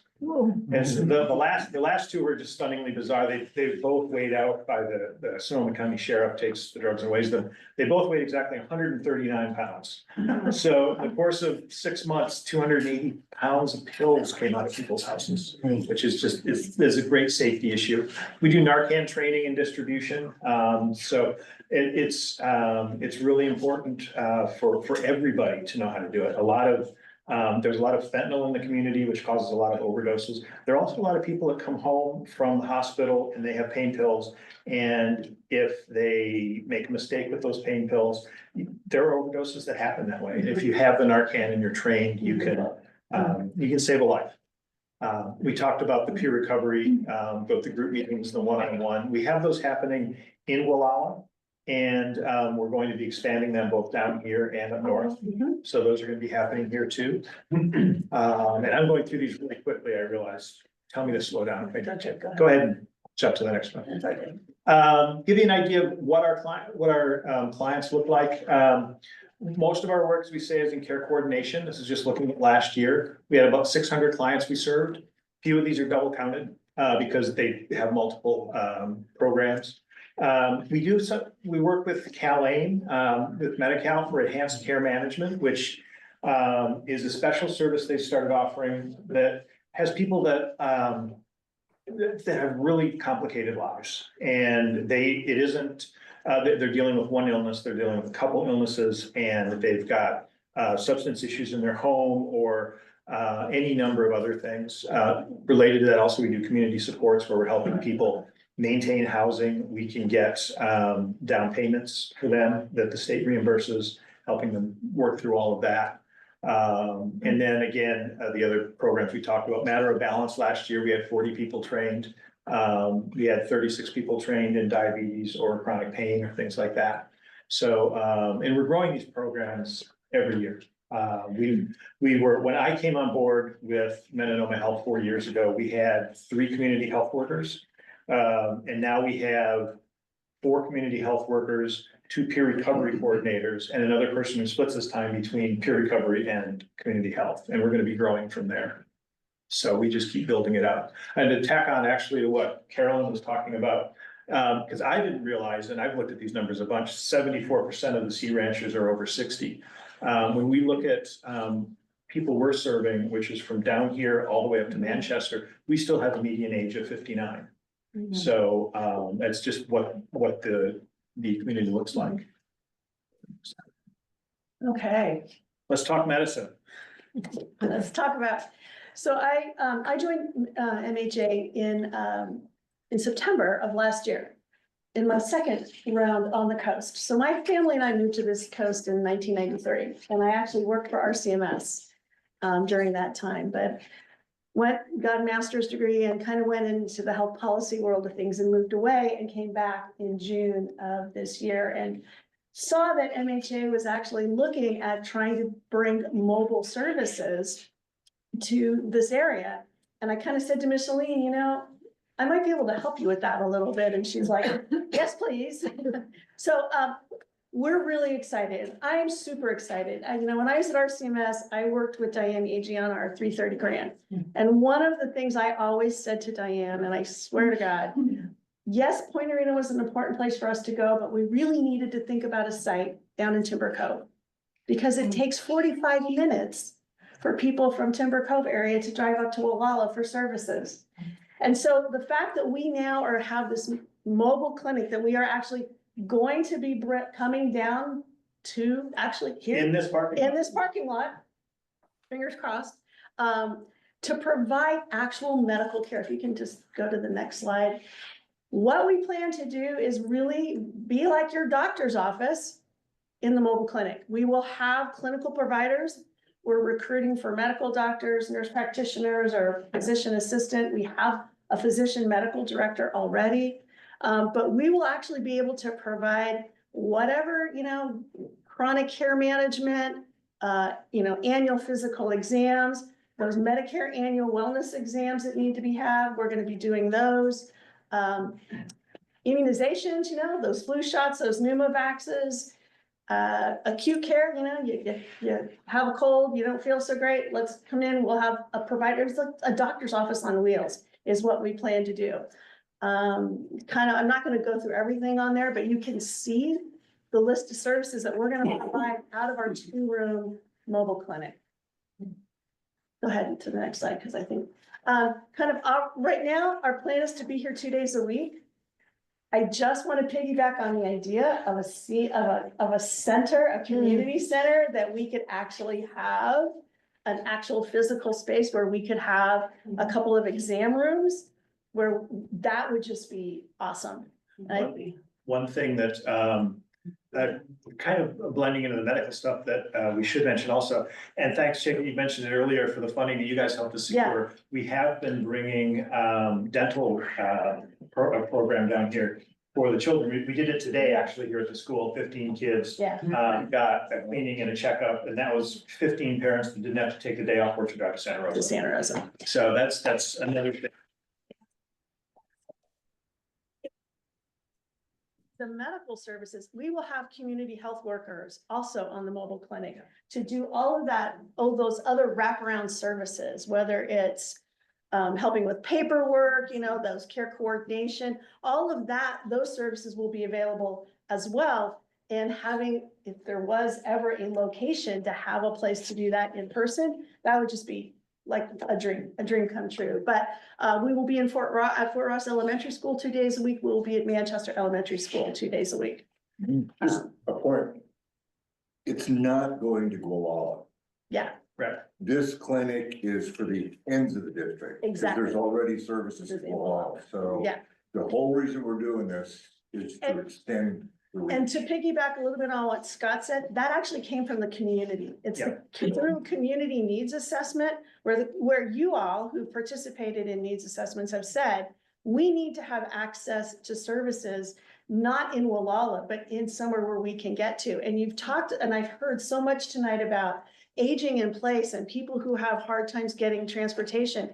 If we can find ways, our CHWs can come pick somebody up and bring them to the mobile clinic for their visit, right? We can work on how we can make that happen. So you don't have to drive somebody all the way up to Gualala to the clinic. And the clinic is amazing up there. We need that, but we need access points on either side. And I think this mobile clinic, and I know, is going to provide those services. So, and this is again, coming from the community. If you could go to the next slide. As Kathy mentioned, we do these needs analysis. It's a surveys we put out every 2 years. The one in 2022, the thing that really leaped out to everyone was that everyone in this community and everyone up in Irish Beach and Manchester were saying, we can't get to care because it's clear down or up there in Gualala and we just can't get to it.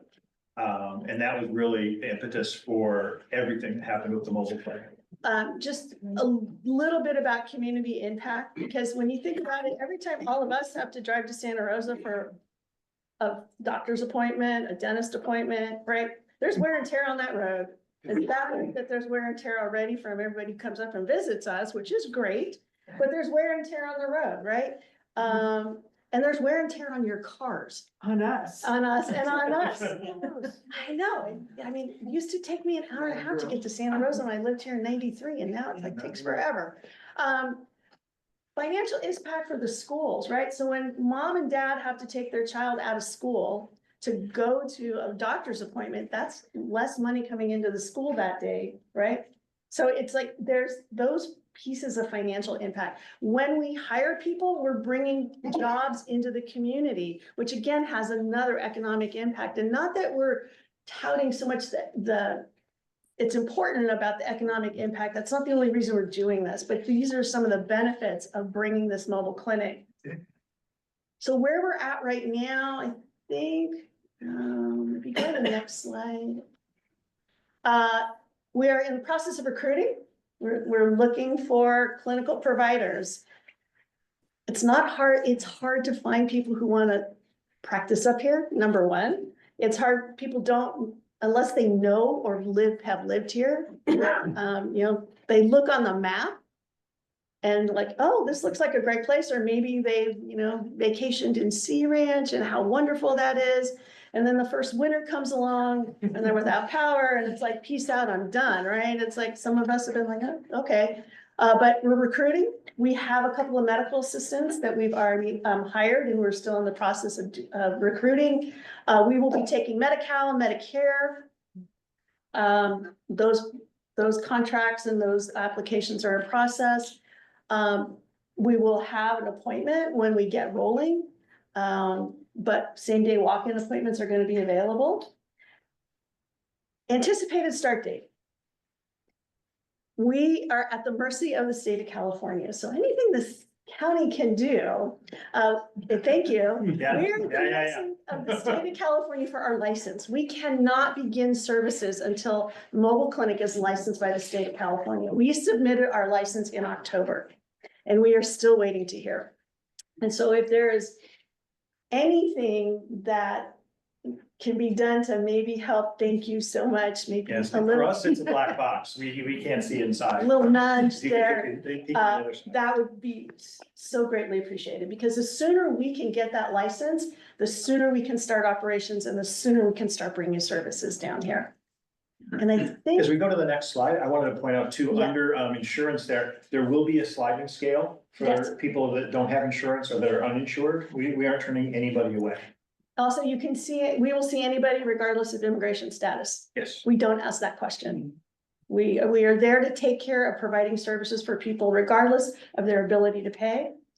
Regardless of their insurance, we will see people. And I think we are looking now, we are gonna have to do some fundraising to cover some costs because those insurance contracts take some time to come into place.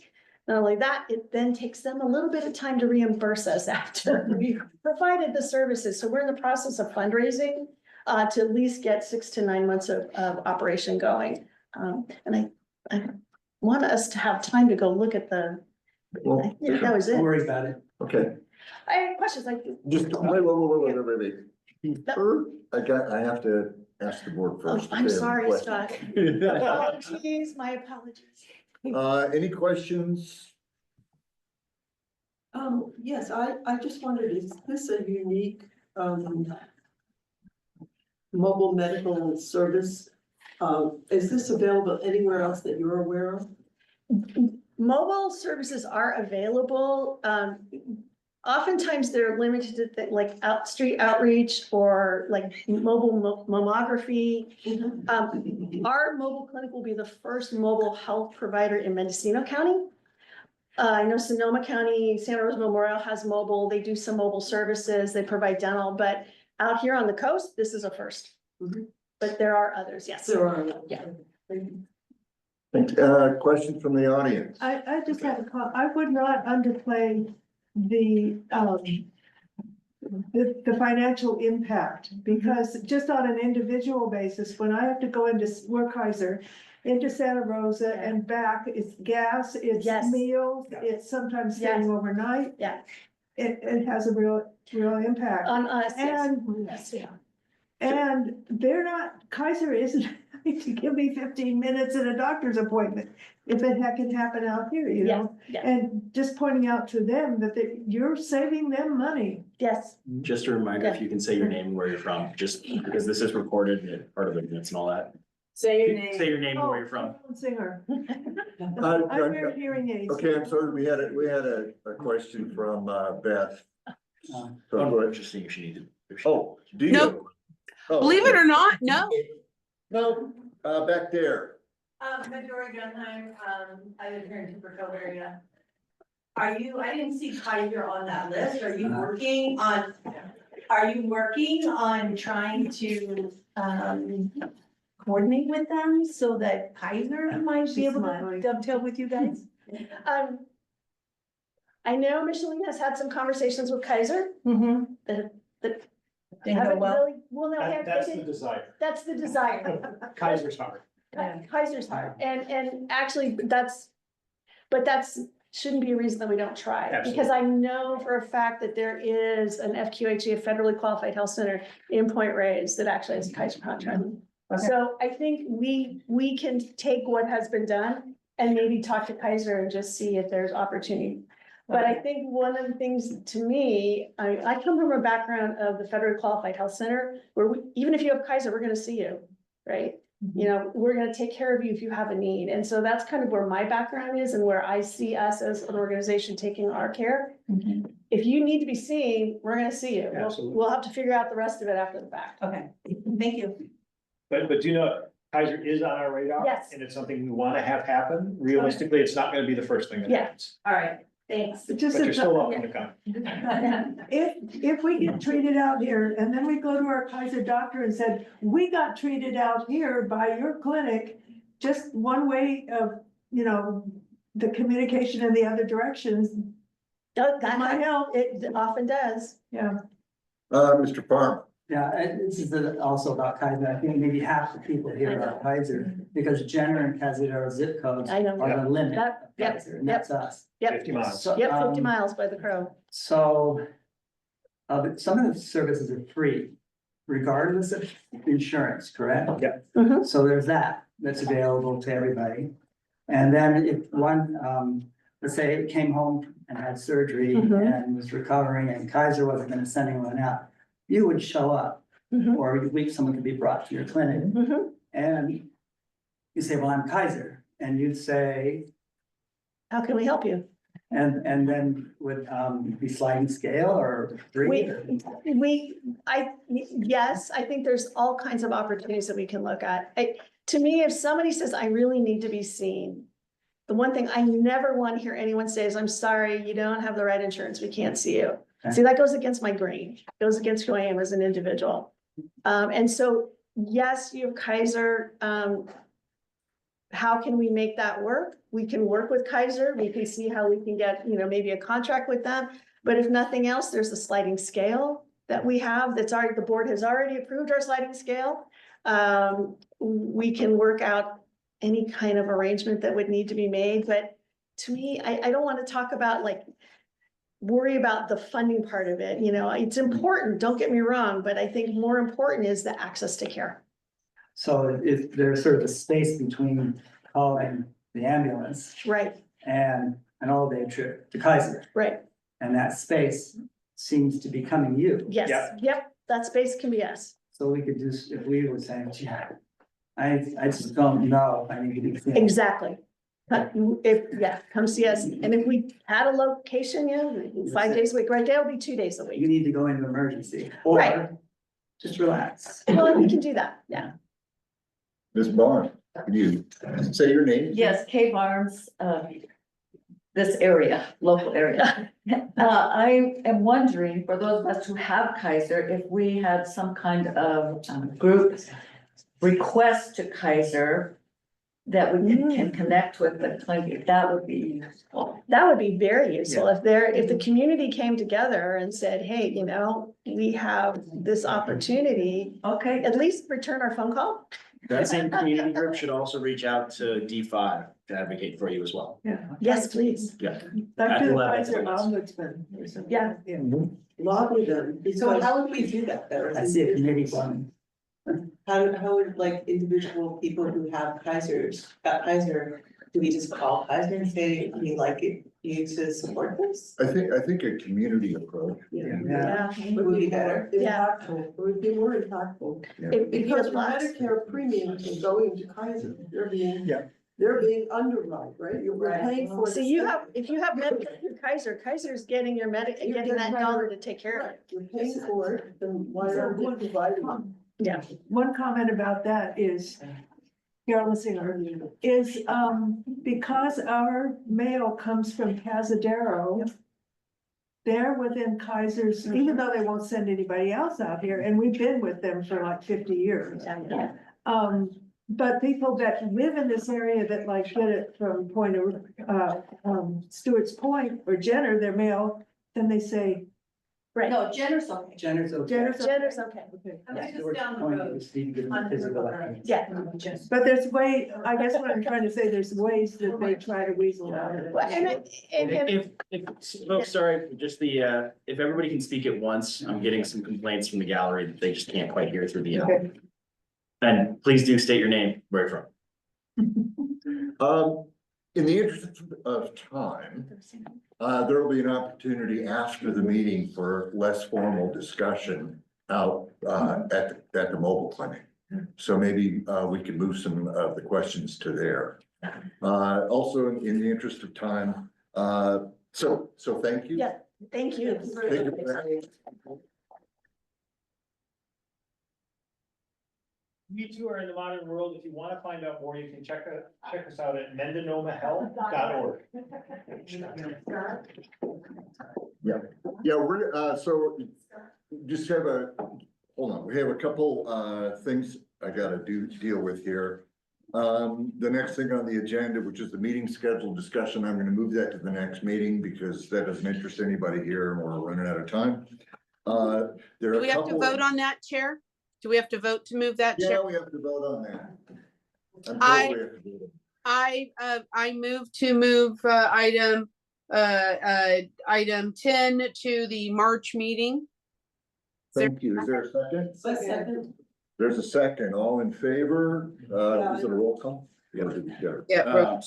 So is Beth, and who was the second, sorry? Jenny? Jenny, all right. Jenny second, all right. Beth. Scott. Carolyn. Aye. Jenny. Aye. Perfect. Okay, it passes. Last two things, there's a couple of things that Che needs to explain about a correspondence to the Wildlands Conservancy. That will just take a second, but then last thing is the Board of Supervisors last week passed a resolution that was heartfelt. I wish you could have all heard Supervisor Hopkins explaining this, but it's about the health and safety of our immigrant population, given the oncoming administration. So I'm gonna ask Che to summarize those for us. All right, so there are copies up here, if anybody wants to read through these. Our correspondence, November 6th from Supervisor Hopkins, there was a letter from Supervisor Hopkins and Chair Razone to the Coastal Commission requesting the proceedings regarding the Wildlands Conservancy, Estero Ranch, be held at a location convenient to local residents. And then there was a resolution at our board meeting on Friday to uphold the civil rights, dignity, health, and safety of our immigrant population and all Sonoma County residents, passed by the Board of Supervisors. I don't know how many folks were present for that or how many were zooming in, but Linda was poignant. She had some beautiful points as somebody that is married to an immigrant and got called back to immigration after 5 years during a very bad experience, and it cost us a lot of money. It was wonderful to hear my boss stand up and protect the most vulnerable people in our community. I really hope that you will take the time to read what the Board of Supervisors has put together, to pay attention to it, and to think about what that means for our folks as we try to move forward. And just for amplification, the Sheriff's Department is not playing with ice. That's a short version with the immigration, the federal immigration police. Sonoma County is taking care of our own. It's time we link arms and take care of our community. So those of you who know people in that community who might be having questions about their immigration status or concerns, you can tell them that Sonoma County is looking after them. That's the point of that resolution. There was a workshop at Sea Ranch last weekend, and I think it's called Safe Families. There's a group of people that are immigration lawyers, and they came and did a workshop where they actually met with individuals to help them with their immigration status, paperwork or whatever at Sea Ranch, and they can be contacted. I've got that information if you need it. I've got, Beatrice or what the hell. Okay, Anyway, thank I you. can give it to you. Thank you. And it was on the bulletin, community bulletin as well. Okay, thank you. That was coordinated by D5 staff and George Calise, who is actually on this call. And the reason we could have this meeting today, because at the last second, we had somebody that could not open at Sea Ranch, even though it was posted per Brown Act. We had to have that open to a public meeting. George, if you're listening, thank you for setting up not only today for us, so we could have this meeting, but also for the immigration piece that was just spoken to. So thank you, George. And he's going to be joining the MAC as of the 28th. The board will be bringing him on. Okay, thank you. Okay, that's it, folks. I just want to say one thing. I Uh, want what's to your- thank everybody that showed up. Thank you so much. Last meeting had 3 people. Real quick, You were wonderful. real quick. So one of the hardest things, I have the North Coast Institute, it's a 501c3. And back in 2022, this summer, I did a survey of all the businesses, the school, the hospital. The hardest thing about retaining employees, especially professionals, is housing. Chris, excuse me, this is not the time to discuss that. I appreciate your Just real concern. quick, real quick. No, not real quick. No, I'm sorry. something about- Do we have a motion to adjourn the meeting? Yes, I make a motion. Is there a second? I second. Thank you. All in favor? Bye. I. Thank you, Chris. We'll talk to you later about that. Meeting's adjourned.